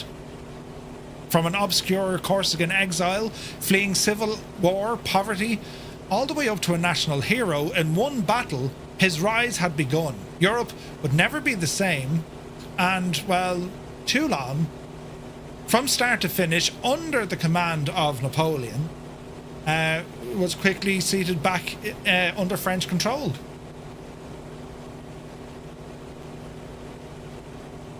So where are things at? We're going to go to Marseille, quick landing, then we're going over Toulon. We're going to look at those harbours. We're going to look to see where Mulgrave was and how they managed to get in, hold it, and push the British out, right? But as we finish this episode, we've started off with Napoleon in his early childhood. We've moved then onto his school, learning, growing, figuring things out, all the way up to his first battle. He's now 24. He's a general. Uniform probably still smells of burnt powder, right? The British have been humiliated and expelled out of Toulon, a victory that the Republic desperately needed because, well, there was favour for the royalists. This was all starting to happen. The Republic sees Napoleon as a rising star, and his mastery of artillery is legendary. He has proven that strategy and science can defeat political patronage. France is deep in the terror, and the path ahead leads directly into greater storms, political intrigue, revolutionary chaos, and then later the Italian campaigns. The cannons have found their master. The next step is power. In part 4, which is going to be next week, we're going to follow Napoleon there. Political intrigue, the whiff of grape shot, the Italian campaigns, and the road to becoming consul. And that'll be next week when we go to Milan. Jesus, buttons! Hang on a second! Distracted! Cracker, you absolute mad thing! Cracker, 1963. Jesus, 10 gifted tier 1 subs to the community. Thank you very much indeed. Lads, if you just got a tier 1 sub from Cracker, do be sure to say thank you. Dan, thank you very much indeed for the resub as well. Cheers, buddy. Cracker, you absolute mad lad. We've been at it for too long. I'll see what you did there. You better look at the flight plan. No, we're grand. I know where we're going. We're going to Marseille, look. I've corrected me trajectory there, look. We're grand. Sky Fragrance says, fun to learn all this, Murph. I never knew much of this military career before it was political. Yeah, it's nuts. I'm the same, like, when I'm learning this. I mean, and you can go off on a tangent. There's other stuff that went on, and I'm as the fella said, I'm trying to pick me battles, as in early childhood, schooling, his first battles into Italy, because that gives him the political kind of power after that, right? Then it's into Egypt, back into Paris, over to Russia. Like, you could do this over 20 episodes if you wanted to. But a very interesting man nonetheless. Like, we know he's highly educated because, well, he was very good at math and he was very good at geography and history. Little time for Latin or German, right? Languages. He'd no real interest in that. We knew he was the underdog coming from Corsica. Like, he has all the ingredients there of the underdog, if you like, What makes it fascinating is the first time he's called into action, he doesn't only pull off a successful campaign, he obliterates the enemy, and he made such a name for himself. He's promoted general. Like, he takes over. It was like, as we covered it in the notes there, it was said that nothing happened without Napoleon knowing about it. Nothing happened. That was the control he had, and he stood in as a replacement. He was a replacement. So think about it. The battalion or the artillery battery that he took command of, they would have done their training together. They were battle hardened already. Napoleon was an outsider. He came in, took full control, raised the morale because he literally fought side by side with his troops, and that's all about the man. You know, surely, you know, the inspiration he would have got from things like this coming from Alexander the Great, Julius Caesar, you know, and even reading up Voltaire. I mean, like, that's some serious deep stuff from the sciences and, you know, maths and understanding stuff, you know. Fascinating stuff, though. Fascinating stuff. So we will stop coming up here in Marseille, Provence. It got the name Provence from Provence, the province, from the Romans, you see. And we're going to do a quick stop there. Then it's down over the south coast until we get to Toulon. But you're not talking kind of that much distant history here. Like, you know, it's not like 1,000 years ago or 2,000 years ago like the Romans. It's mad. I love history. Like the time Caesar made that salad. Yeah. Good man, Caesar. But it is fascinating, and like Napoleon in particular. Oh, there's a stutter. There's stutters. Napoleon in particular, because there's a lot of information out there of him. Like, as I said, the Napoleon movie wasn't bad, but like, there's a bit of accuracy in it, you know, or lack of. But it's still very interesting though, and it's good. Like, it'll paint you a picture of what went on, you know. Ooh, Romans. Man, this airplane is an absolute champ. Although I haven't a clue, how do we swap fuel tanks? There's got to be a button for this somewhere. So I'm inclined to think that's all electrical, so it's going to be over here somewhere. Aha! Here's the fuel checking thing there. So fuel, main tanks. What if we go right drop tank? And then we go left drop tank, and then we go back into the centre. Right, there we go. Figured it out, lads. The movie is your cue, right? Fuel is over. It is. Napoleon made omelettes. I'd say give us loving this now, yeah. Jesus.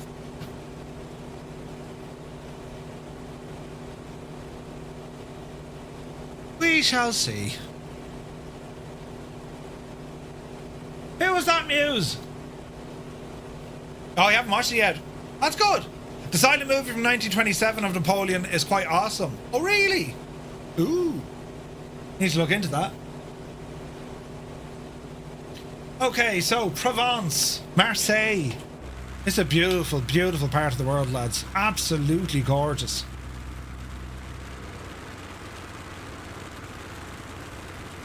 I'm so impressed with the cloudage. The 1970 Napoleon movie was epic. I didn't see that one, Gregor. 1970, you say? We'll have to check it out, dude. We shall have to check it out.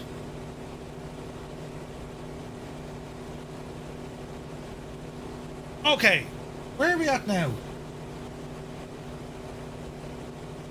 Over the little ridge and mountains, then in over the lake. That's where I had to.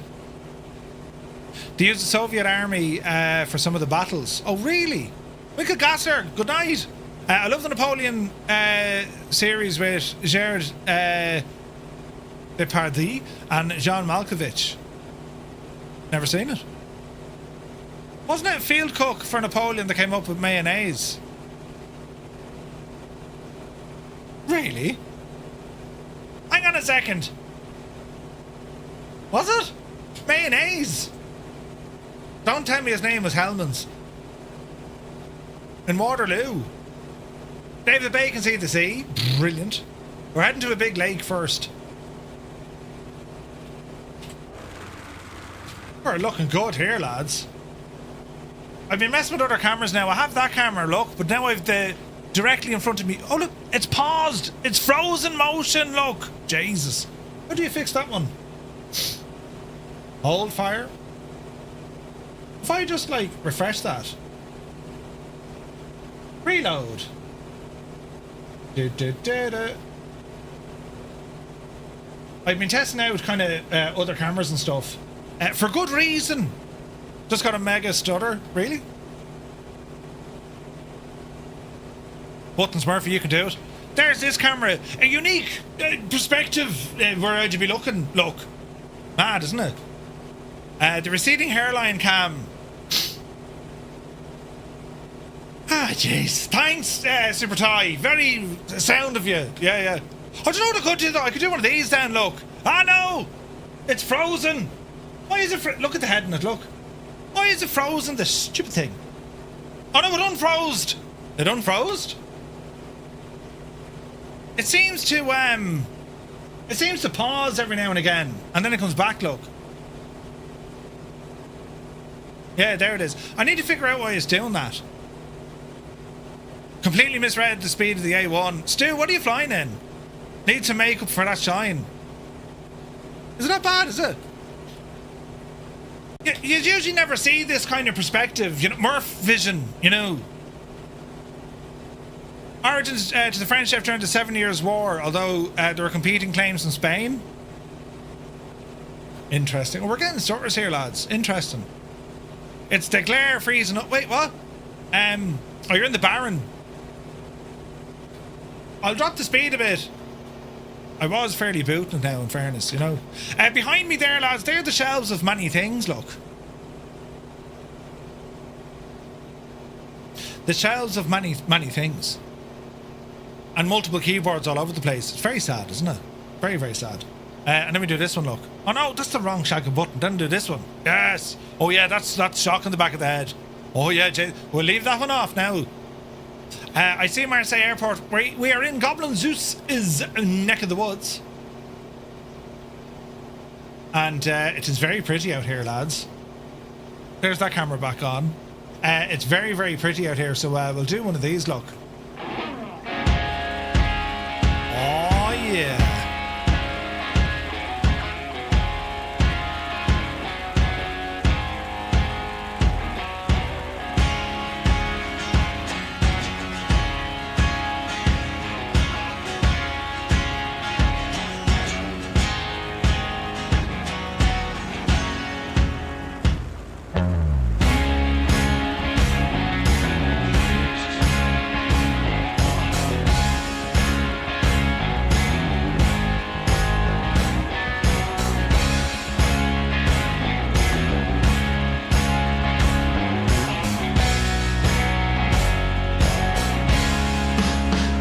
David Bay, you're back in the well.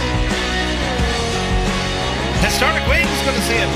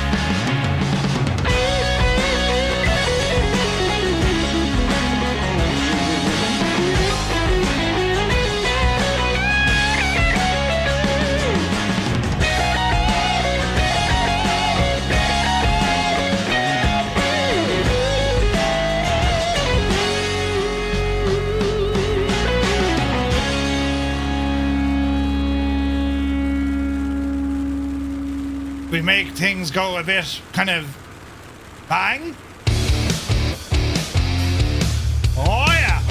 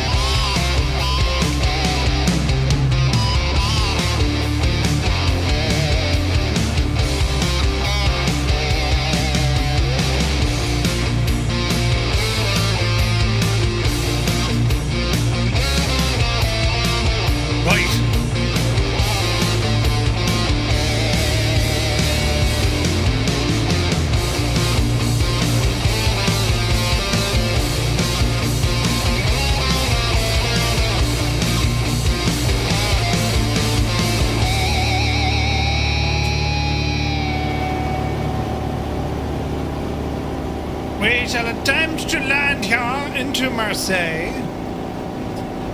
Easy now. Speed brakes out. Look at the size of the speed brakes in this, look. Jesus, look at them.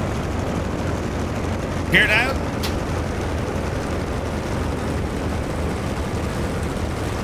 Look at the speed brakes on this, man. They're freaking nuts.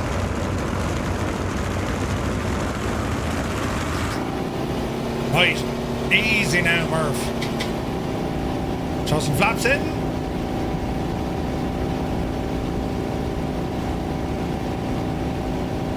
And let's take our time. Second last stop of the night.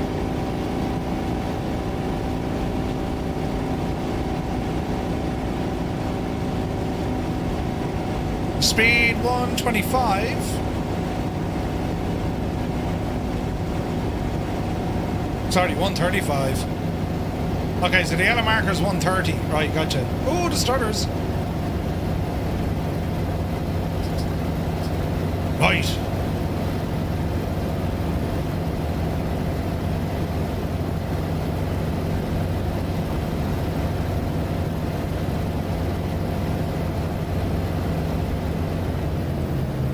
Easy now, Jemima.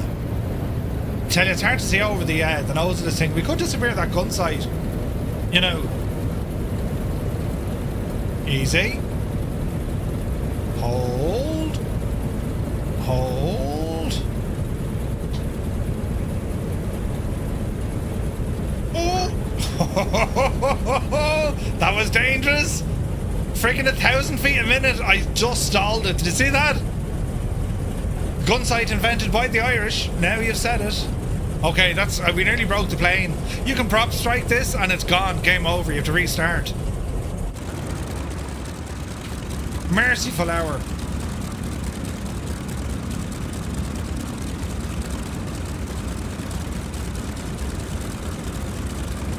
Beautiful plane, isn't it?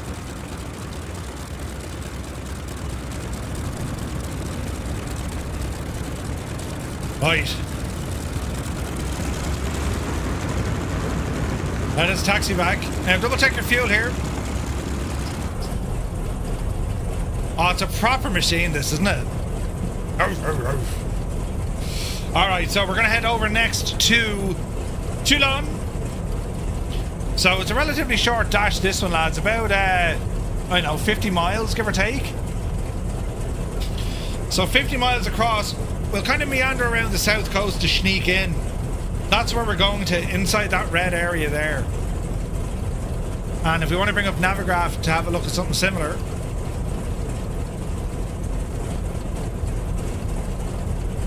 You gotta love these charts.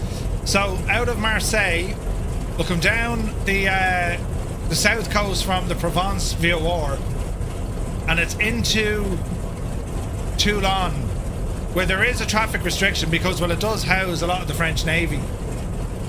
Oh, I nearly ended up in the wet. Jesus! It's alright, lads, we're still alive. We're still alive.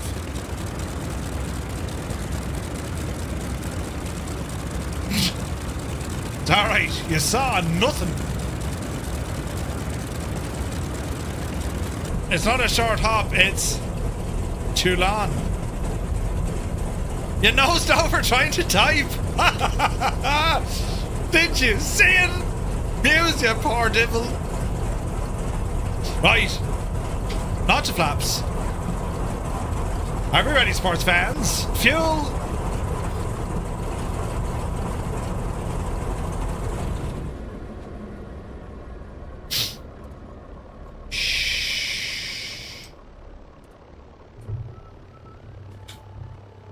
That's what happens when you turn off the fuel. It's alright. It's alright. I was just testing the consistency of the fuel flow. Say the magic word. Start. Come on, Betsy. Right. Yara, listen. It's grand. Right. Say the magic word. Right, power coming in. Jesus.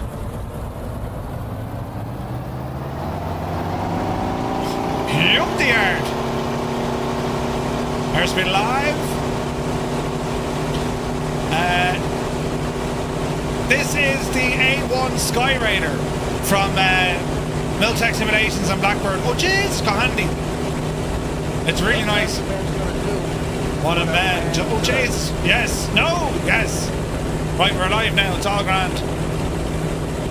Sometimes a man's got to do what... Oh, the stars are real. What a man does. Right, get up, you devil. Not my finest takeoff. Not my finest hour, lads, but sure, listen. Could be worse. That's why I watch and support Murphy.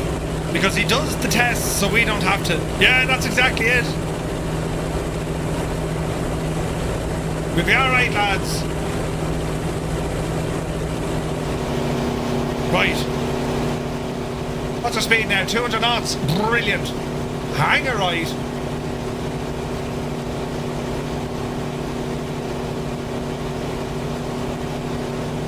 There's still stars. Ah, Jesus.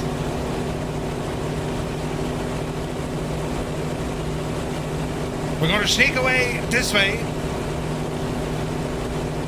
And then sneak away that way. Oh, yeah. Oh, the stars are real, look. Jesus. Now we're okay. No, we're not. Yeah, we're okay. Oh, man, look at that scenery over there. Jesus, look at this.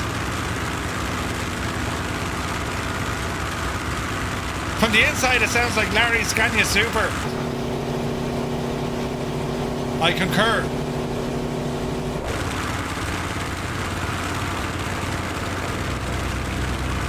Alright. Right, floor Finton. Into some photogrammetry. Go on, Frank.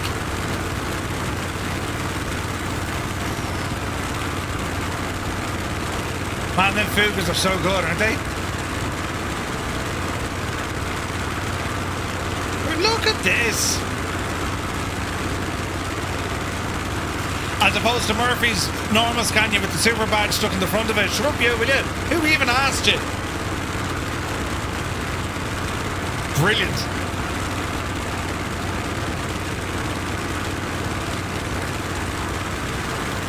Man alive, look at this. Photogrammetry for the win. Beautiful. Now, where's this button? Oh yeah. That'll do. That'll do. And that'll do. Ooh.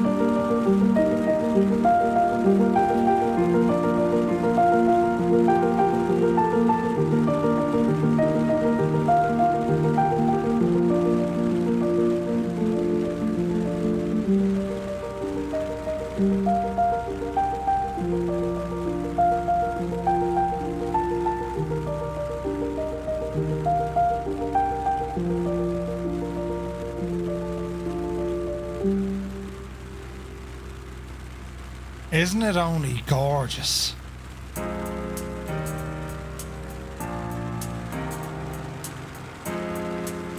Man alive, look at the scenery. Jay Whittaker, good to see you, bud. Yeah, man, it's good, man. It's real good. Skyraider is a gorgeous airplane. I've much to learn with it, especially its handling. It handles quite differently than, well, anything really. But very, very good. Loving it. Incredible scenery. It's so good, isn't it? Alright, so we're going to head up the coast here. And then all should be revealed in a few moments as we fly in over the harbour. It's very pretty.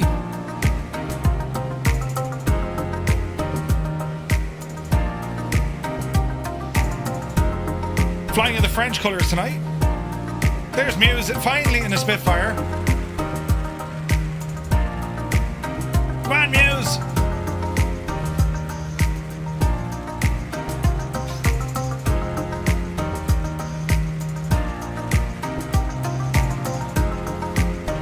I mean, look at the size comparison between this and a Spitfire.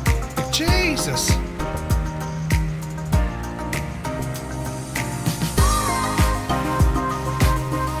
Spitfire is so good though, isn't it? I mean, they need to fix the owl-like pilot hanging out the back of it. But it's absolutely gorgeous. Alright, we're getting close. So you're gonna see now, this it's a real world kind of naval base. So you're limited in what the sim is going to show you. Things there's a whole load of trees where the different piers are, right? Who's this now? Waffle Turtle, thank you for the follow. Welcome in, buddy. But you'll still get a sense of where we're flying, you know? Hey, Lusty, good to see you. Welcome in. The Bendix Cup course at Toulon. Ooh. The late 40s warbirds were gigantic, dude, so big. And this thing goes in a carrier? What? Crazy. So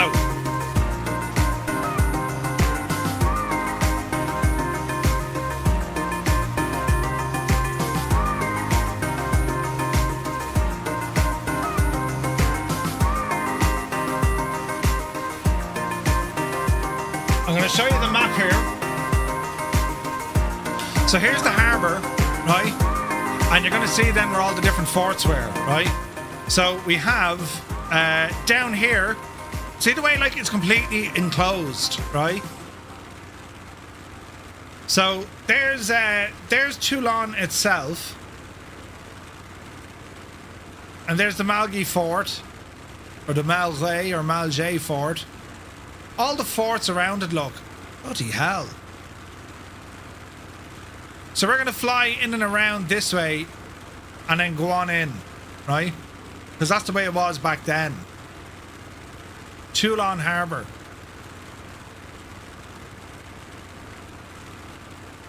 And then Murphy realises he is going completely the wrong way.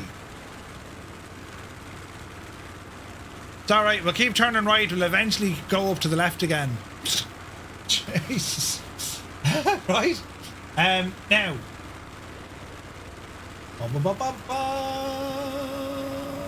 Here's probably a better picture.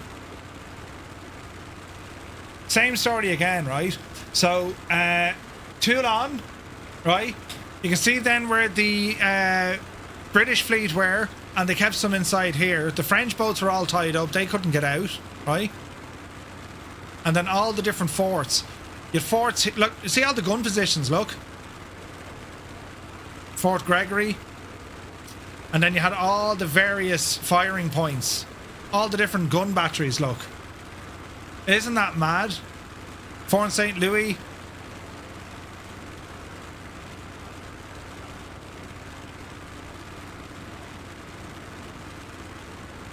It's all built in a giant redoubt.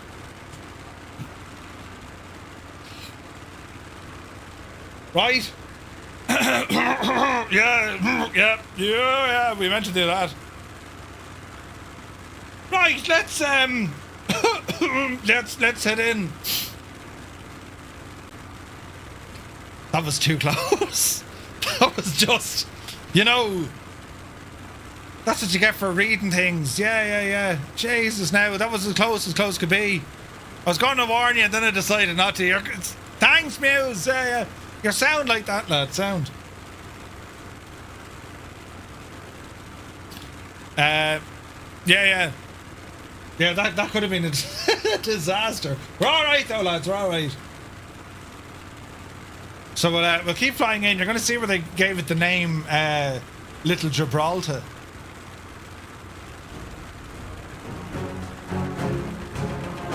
As we approach Toulon.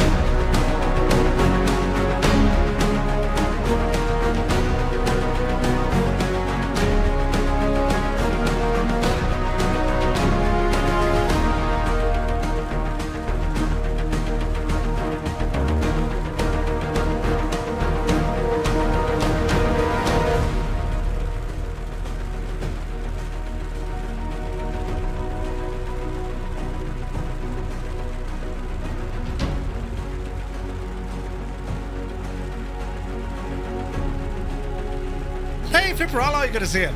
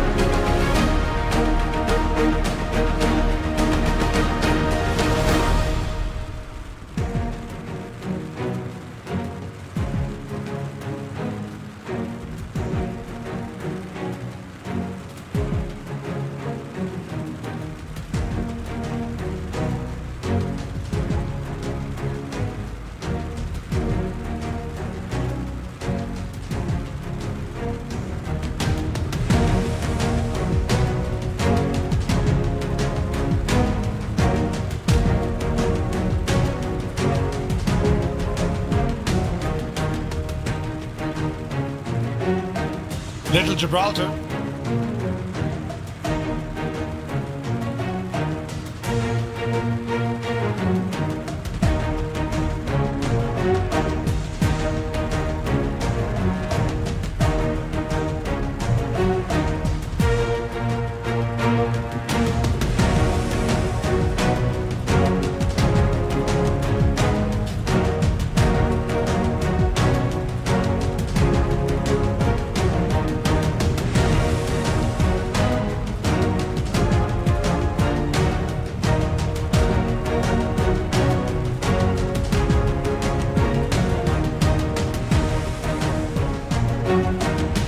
So this entire peninsula here would have been covered in naval batteries. Like just laced with gun positions all around this little peninsula. Everywhere.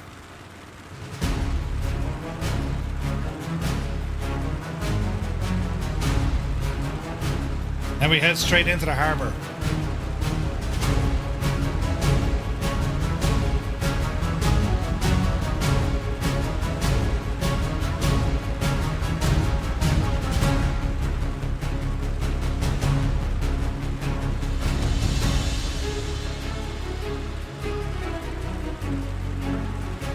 Like, you can kind of see the layout here, how protected it was.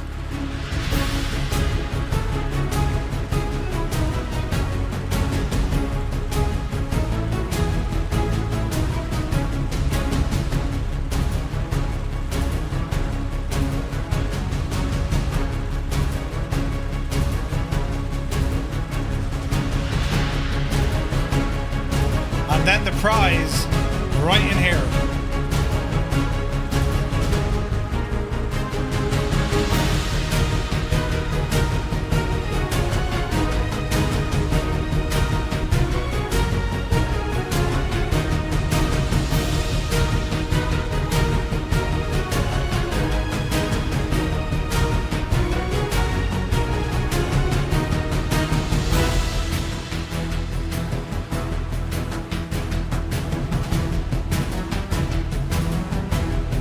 I mean, go back, right? 200 years?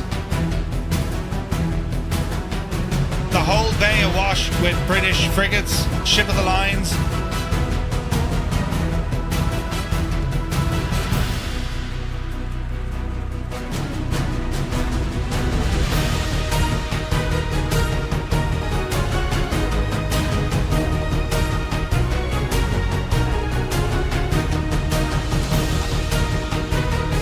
Isn't it mad? Like, here we are, right, at our home flight sims, learning about the history of this whole region and being able to see it. Like, isn't that nuts, lads? Absolutely nuts.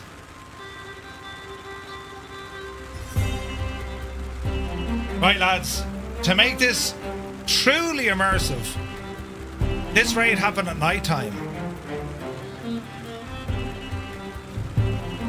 Oh, yeah.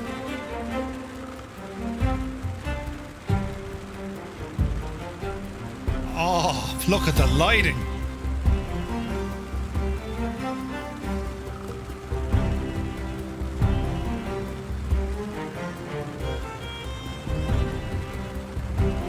Lot of candles.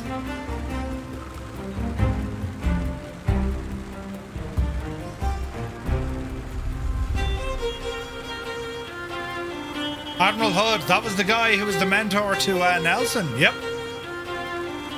Crazy, right?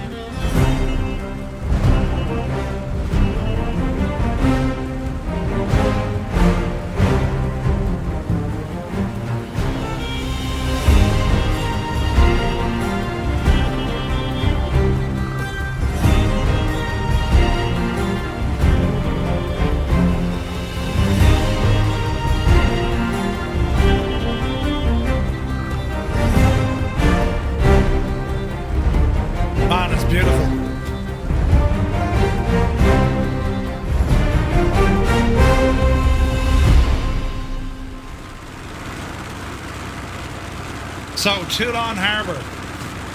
So where we're flying over here, that's all Toulon, right? The Grand Havre. We're in this region up the north here, right at the top.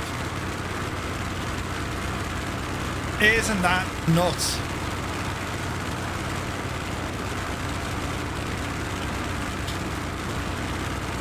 And you can see, I mean, look, I mean, that's got to be one of the forts there, look. I mean, if we were to look at this, Fort St. Louis. Fort St. Louis, right? That's it there.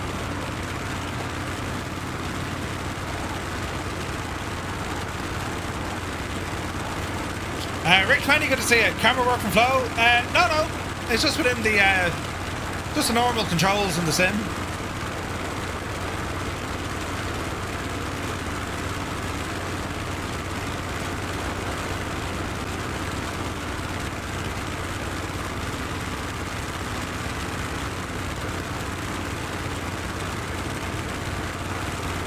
There's that fort, look. Or what remains of it.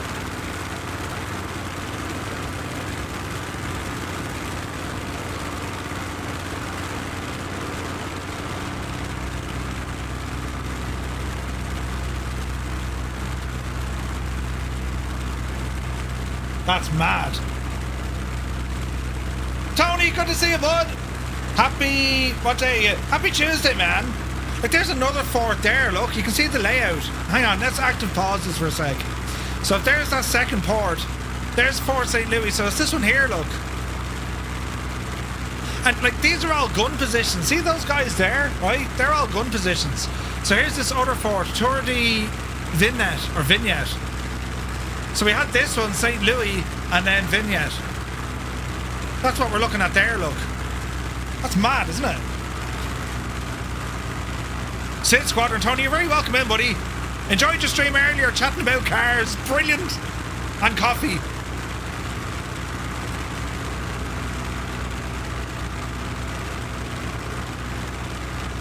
Oh man, this is so cool. And you could argue, yeah, the scenery could be better, but like, it's an active military installation, so like, that's why you don't have photogrammetry or even satellite imagery, right? It's quite basic. But could you just imagine the crack here, like?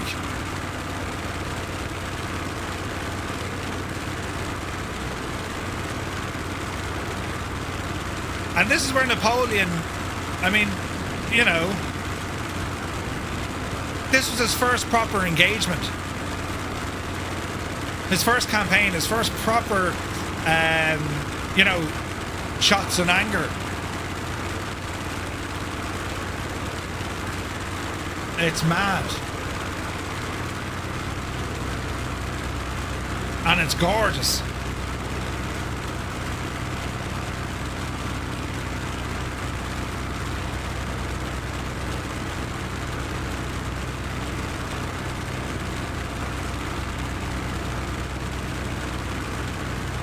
Oh, that's awesome. What a place to visit. But you can see the full layout there. It looks like a citadel, but I mean, it would be a citadel. And then you have another one there, look. Now, if you look at the map, we should have more to the south. We do. We've one across the bay. Le Gueliette, right? So directly across the harbour, we'll have another one. Honest, there are no ships here. You are mistaken, monsieur. I wish to tick to you. Good nooning. Right, let's see if we can find this other one.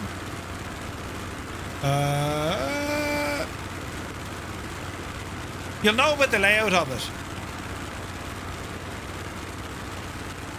Or at least we hope we will. Possibly up on the hill.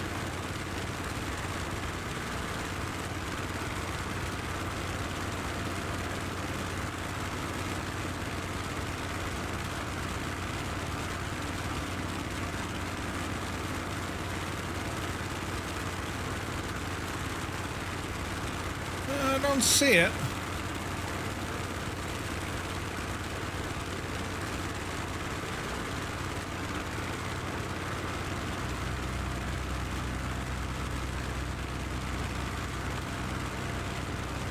It's probably that one up in the hill. The A-1 Skyraider from Miltech and Blackbird, Tony. It's beautiful. It was built by Douglas Aircraft Company. These are the guys who made the DC-3, the DC-6. Some machine, isn't it? And yes, she's armed. Heavily armed. This thing had more firepower, the lads were saying, than a B-17. Jesus.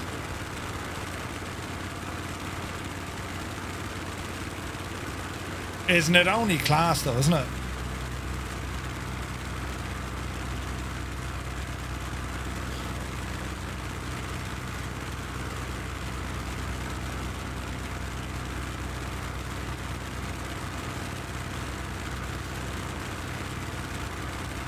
Surly Dev, that's a tune.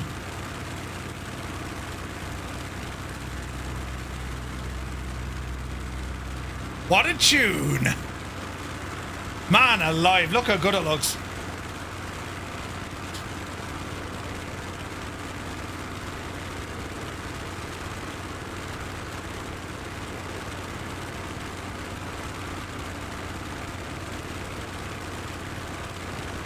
Buttons aren't working!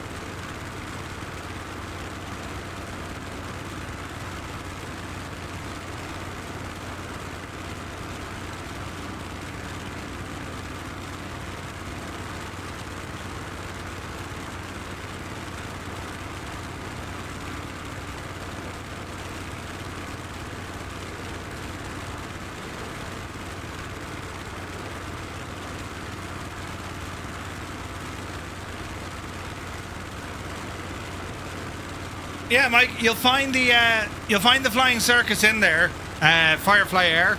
Password is the logs too.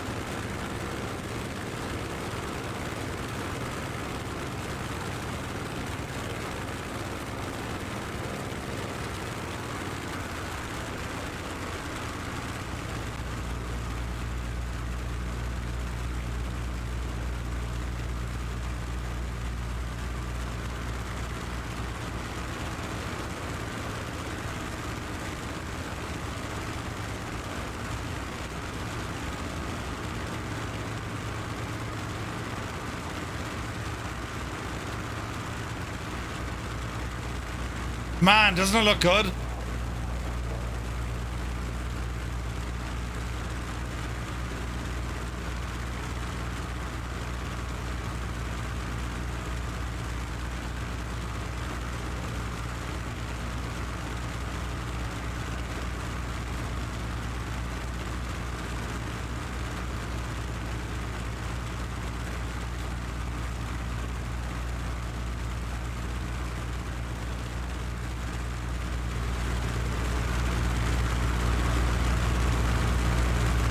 Alrighty, we're going to go for an approach for runway 05. And let's see how we get on here, right? John C, very good evening. Hope you're well, bud. Man, there's some jets here. Awesome.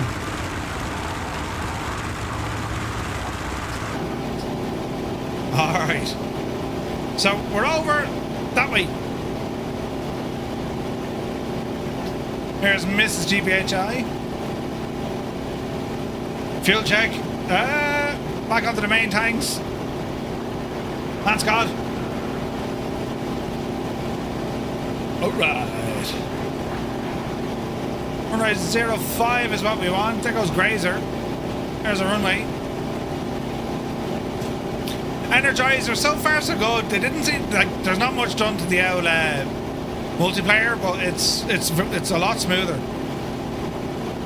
Put Navigraph back on, rebooted the same, now you have the airport. Ooh, interesting. Alright, let's ramble in.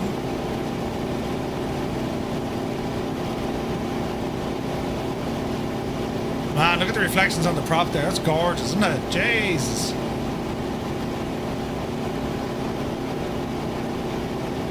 That's gorgeous.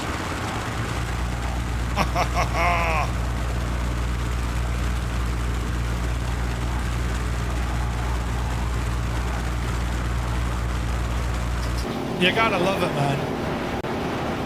Right. There with the runway. Power coming back.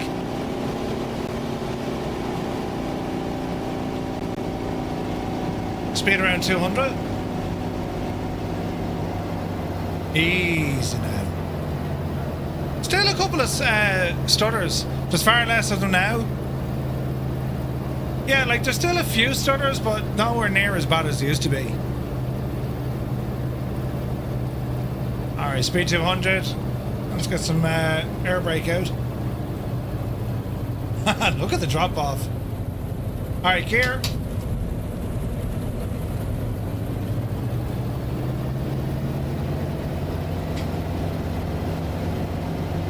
Easy now. 88 feet on landing the Spitfire. No way, man. Alright, let's see what we can do. Oh, go fierce handy now. My last landing was around 900 feet. You know you'll fix the multiplayer stutters if y'all load in the A400. Yeah, let's not. You got a -4 earlier. Would you go away with that? You want to check out the 225 now? Had a big change log. Energizer, are you taking the Dennis Hickey? I didn't see any change log for the 225. Alright, easy now. Are you serious? Did it get an update? I didn't see it on the release. The 225 got an update. Easy. Easy. Easy. 300 feet a minute, we'll take it. Easy now. Easy. They finally did add in the HPG stuff said back in the summer. Ah, lasted for the flight. Now you got a CTD. No way, Stu. Really? So hang on, the 225 so was updated. That's huge news.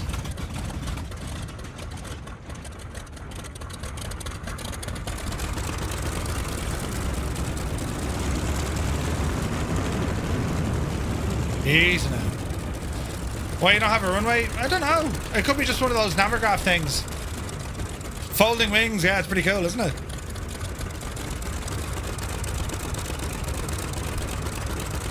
We'll taxi up. So there's certain runways not in the sim, but Navigraph will draw them in because it has the nav data.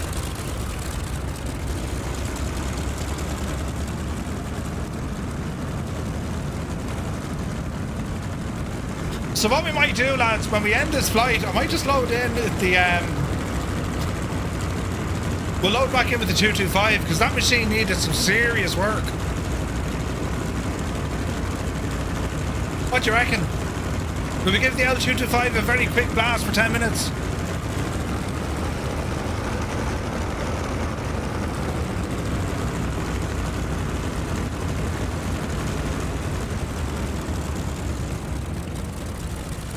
Alright. Man, what a machine this is.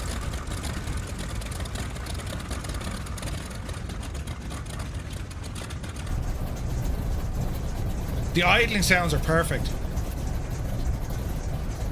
Lads, that was an absolute ton of fun. And beautiful flying. Look at the size difference here beside the Spitfire, look. Jesus. Ah, that's ridiculous. Look at the size difference. Look.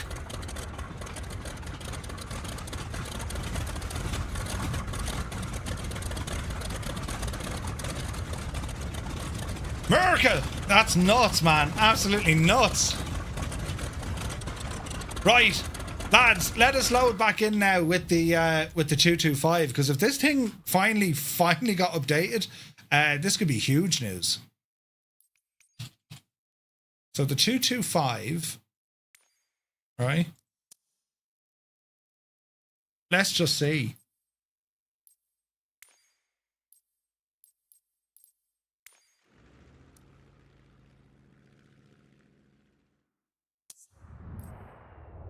This could be interesting. It was a stuttering mess, really. We'll start over here, look, on the ground. I'm gonna make it daytime. Right, so does the 225 work? And if so, how's it going to be? You weren't able to finish a flight from Dublin to Shannon in it before. A320 is smoother. 225 is still showing version 1.0 being streamed. Well, we'll know now in a second.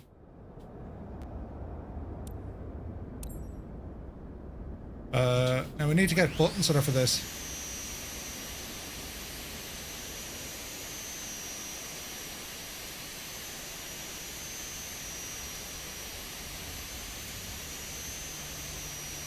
Okay.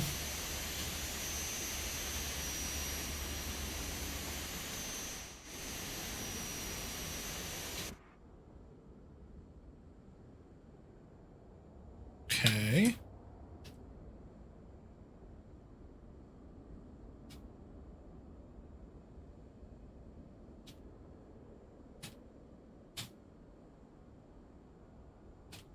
All right, let's have a look. I can't even remember how to fly this thing. It's been so long.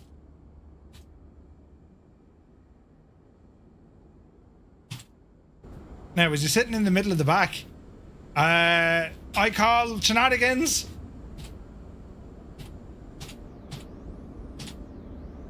So, the problem with this aircraft before, the LOD was crap. No, LOD is still crap. LOD is still crap. And the pilot is sitting in the middle of the back seat. So, I would say not updated.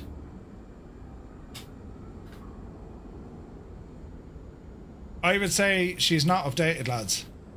It's streamed. It's an automatic update. Know what I mean?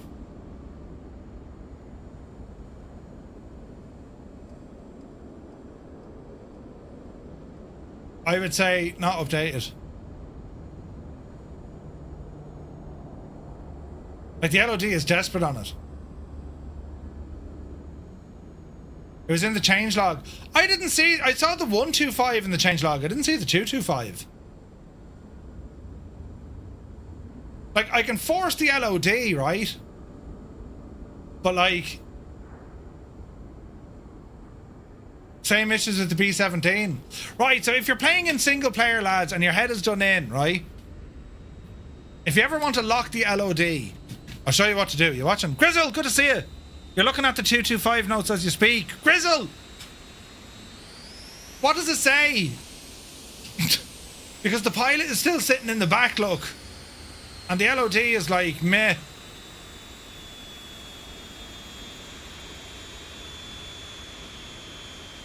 I thought CD said it could be a day or two. Well, that's fair enough.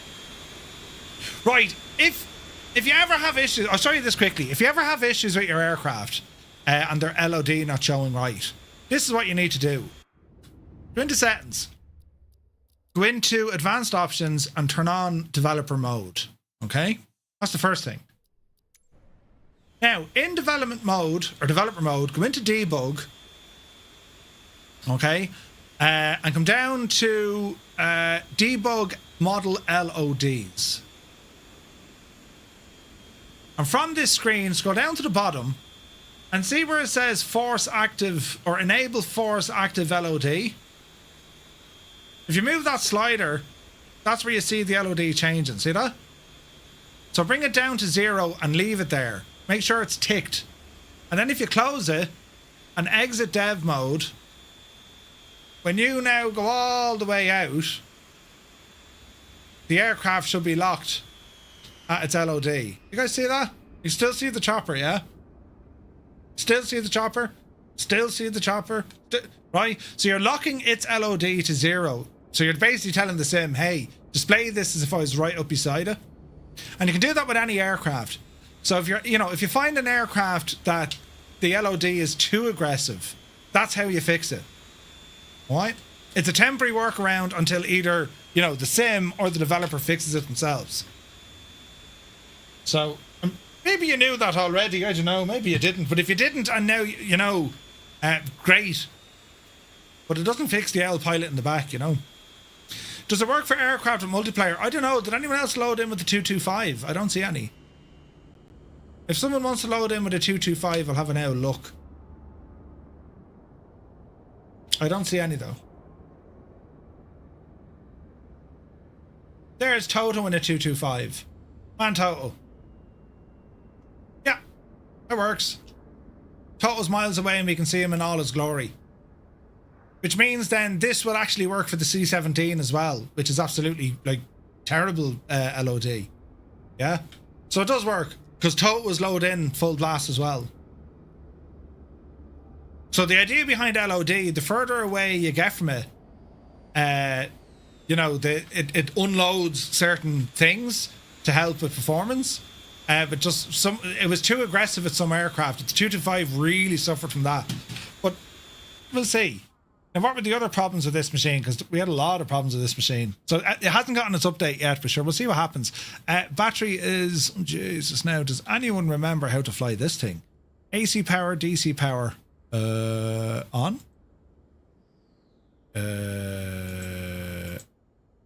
On? I think they're on. GPU, turn it on.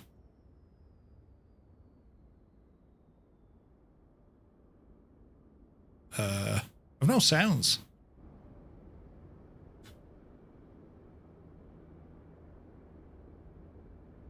Shouldn't the GPU fire up? The LOD is supposed to be fixed? Okay.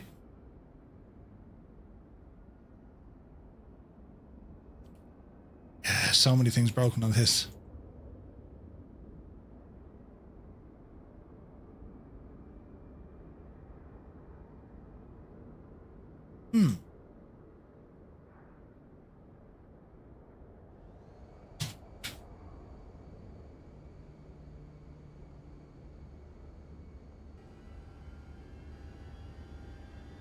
I can't really remember how to fly this, but we'll find out.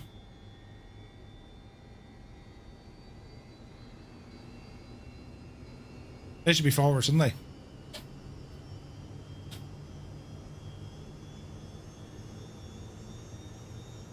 Yeah, we have collective.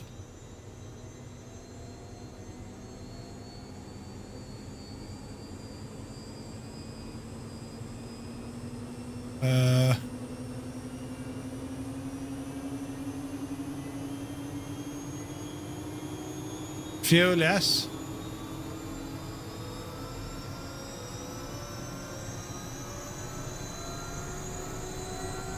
Let's see if it works.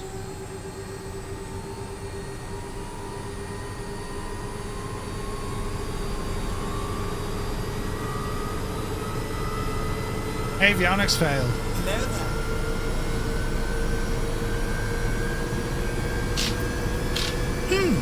Well, if there's a change log and they were saying it might take a day or two to be updated, that's fair enough. Isn't there a way to disappear this tablet?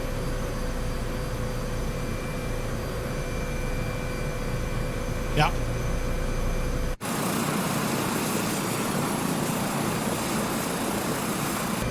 I mean, it does look good, this machine.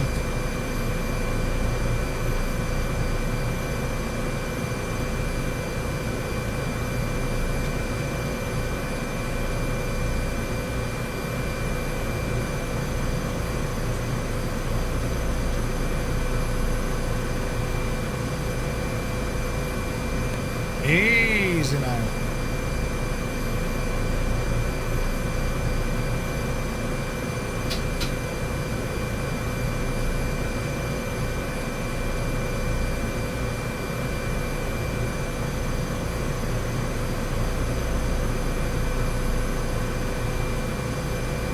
Oh, we haven't flown this in a while. Oh, Jesus. Right, this requires a bit of jiggery pokery. I haven't flown this in so long.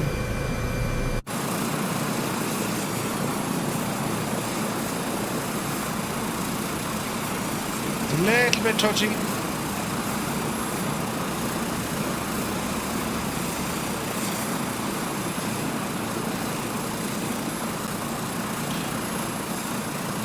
It's been reported in the forum saying it is indeed not updated. Jane is saying it's being looked into. Alright. Well, look at lads, as it worked, like there's many things broken with this chopper. LOD is only one of them. But now it hopefully that little trick with the dev mode and forcing the LOD, hopefully that'll help you with some of your aircraft, right? The B-17, we know the C-17, the 225, they're all really bad when it comes to the LOD. So hopefully that fixes it. I'm really excited to see this chopper like fully updated because it is so pretty. It's a gorgeous helicopter, man.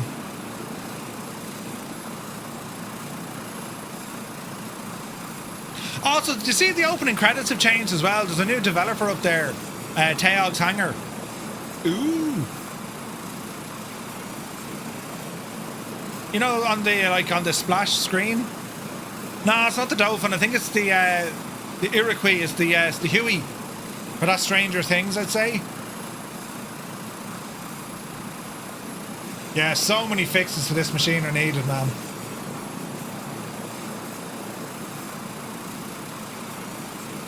Dolphin is going to be their next release, but yeah. They also announced a Sea King. Yeah. He was teasing Discord a few days ago. Yeah, I saw it on the I saw it when the sim launched today.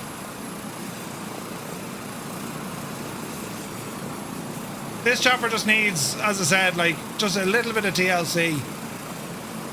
It's gorgeous looking though. I have not touched this in so long.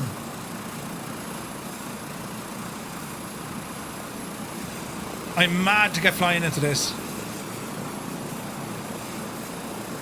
Oh, the Dauphin? Man, I cannot wait for that chopper. Jesus. I flew one of those. Well, flew in one of those.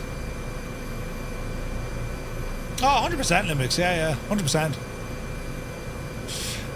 Yeah, we'll have to see how this one goes. As I say, like, this has all the potential of being such an excellent helicopter. You know? Yeah, Super Puma. Just a machine, like.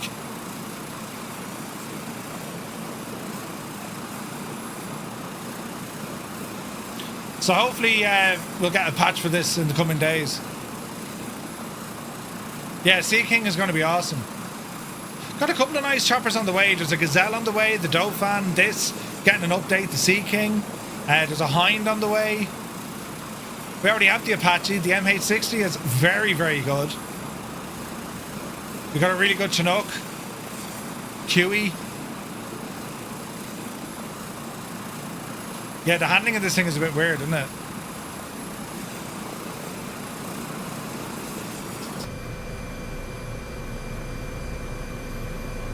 Yeah, she's a bit, it needs some work. Defo. So yeah, we'll have to wait and see, lads, if an update is coming. I'd say it is. Like, if you know, if they said there is one, there's going to be one. You know what I mean? What's CPU, GPU combos? Ryzen 7 9800 and a RTX 5090. Yeah, that's right. Yeah, the Camov as well. Yeah. Yeah, Sea King is awesome. They're a gorgeous chopper, man.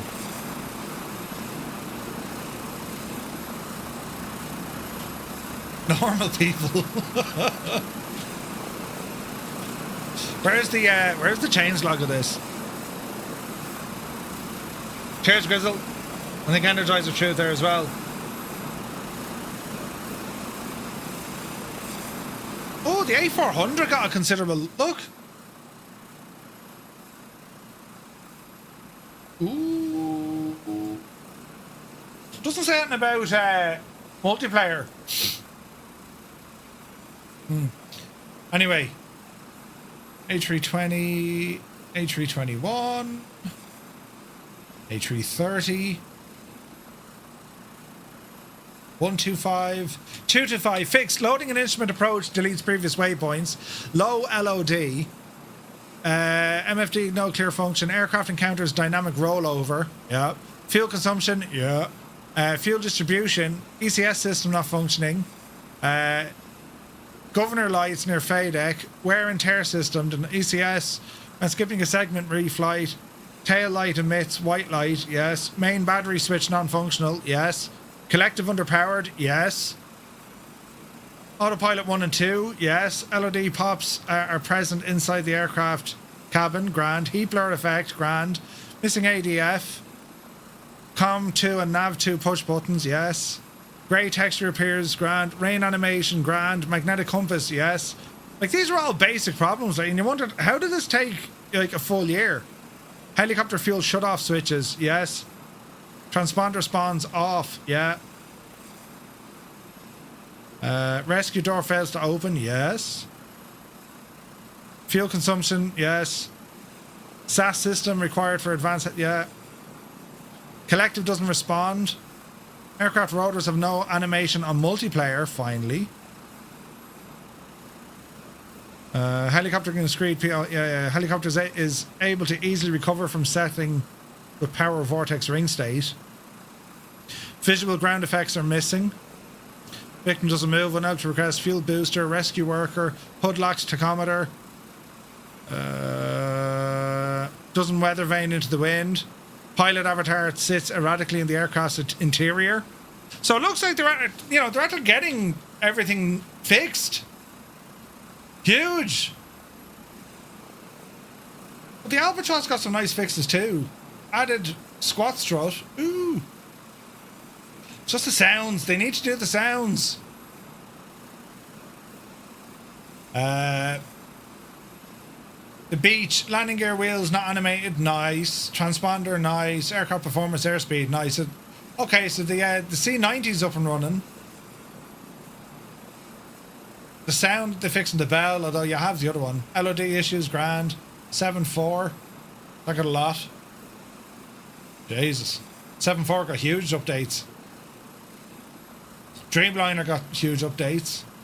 Additional updates. C-17 revised the LOD. Nice. Chinook 152. What about the 172? Co-pilot.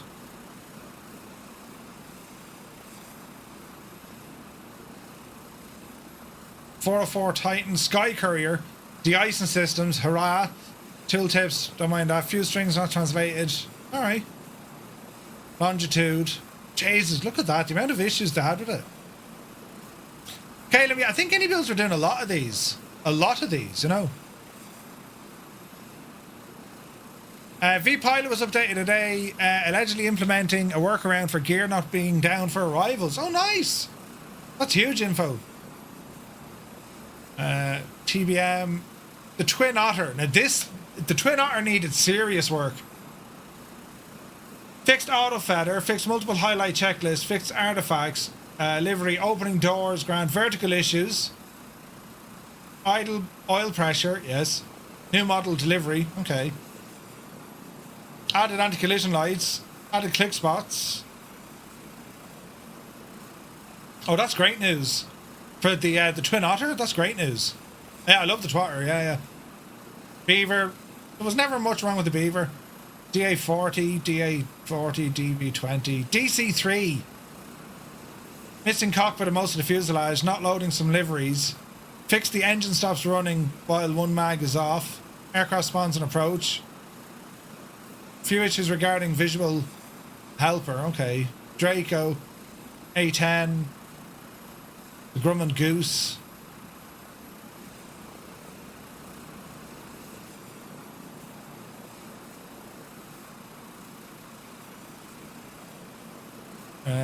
PC12. Integrate with the latest working title plugin. Retract landing gear audio does not respect audio settings. Grand. PC24. Oh, I love seeing that. Fix. That's what you want, right? MDA, good to see you, buddy. Yeah, so they're saying about the aircraft, but I haven't seen them deployed yet. Hey, nice. They got the Dakota updated.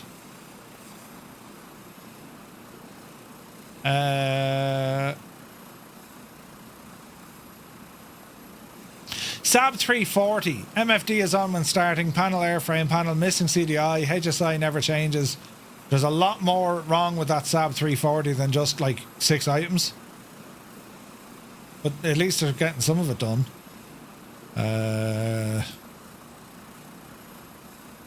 Right, so are we saying that, you know, the fixes haven't fully come through yet?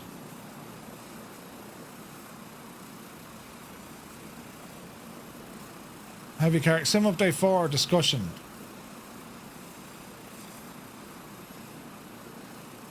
We mentioned at the top notes, more release notes are coming specifically for aircraft. The team is validating sim update 4 currently, and then aircraft updates will go out. There we go. That was 6 hours ago, but that's still okay. That's not okay. But if it's aircraft updates, I wouldn't worry too much. They will come out. That's great news, lads. Oh, look at this, look. Jesus. That's awesome. Bring on the updates. Bring on the updates. It's going to be class. Right, maybe tomorrow, lads, to see the aircraft updates coming in. You know what I mean? But anyway, right, that's going to do it for tonight. Lads, thank you all so very much indeed for tuning in, for flying along with us as we learn more about Napoleon, the rise and fall. Next week, we're off to Italy, and we'll be learning some more about. Tomorrow, I've no stream planned for tomorrow. Now, if I get back early, I will. I'm away in Weston tomorrow.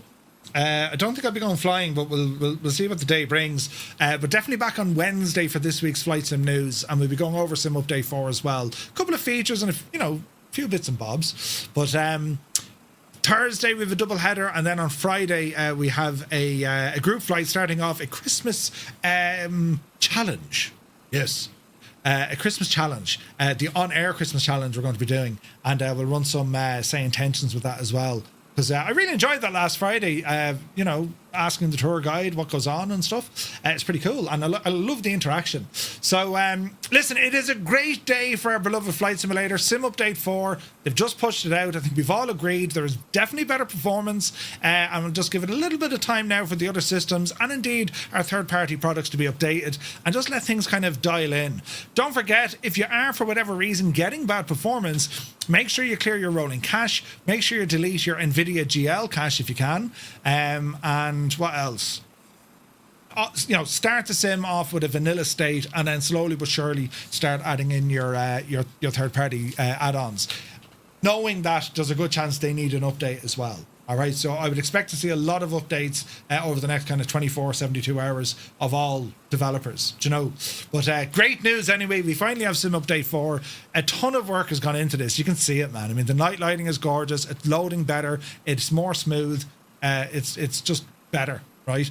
And it's great news for that. So tonight, thank you all so very much indeed for your support, your continued support, which is very much appreciated. And yeah, if I don't catch you tomorrow, I'll be there on Wednesday. Until then, we're over on Discord! Discord. They're the buttons. I'm not going to save these flights to my log on my Garmin because, well, why isn't that working now? Well, the curse of the why isn't that working? It's all broken. Hang on. I've broken everything.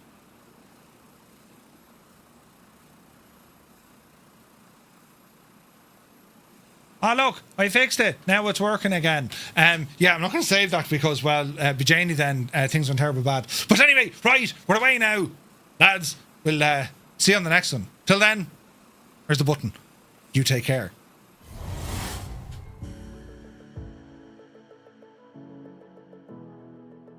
Straight away.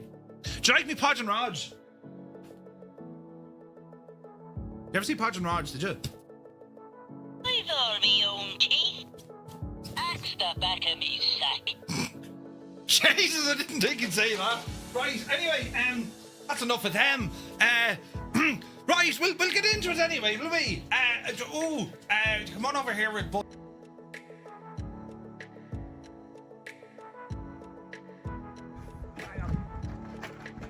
You shouldn't be. Do you need a hand? No, we don't need a. Do I need a hand? It's heavy, yeah. Jesus, Murph!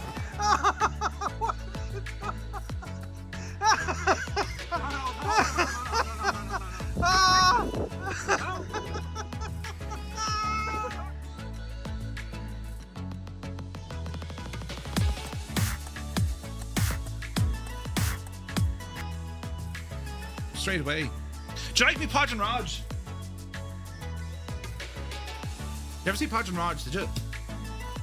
I've all me own teeth. Axe the back of me sack. Jesus, I didn't think you'd say that. Right, anyway, that's enough of them. Right, we'll get into it anyway, will we? Come on over here with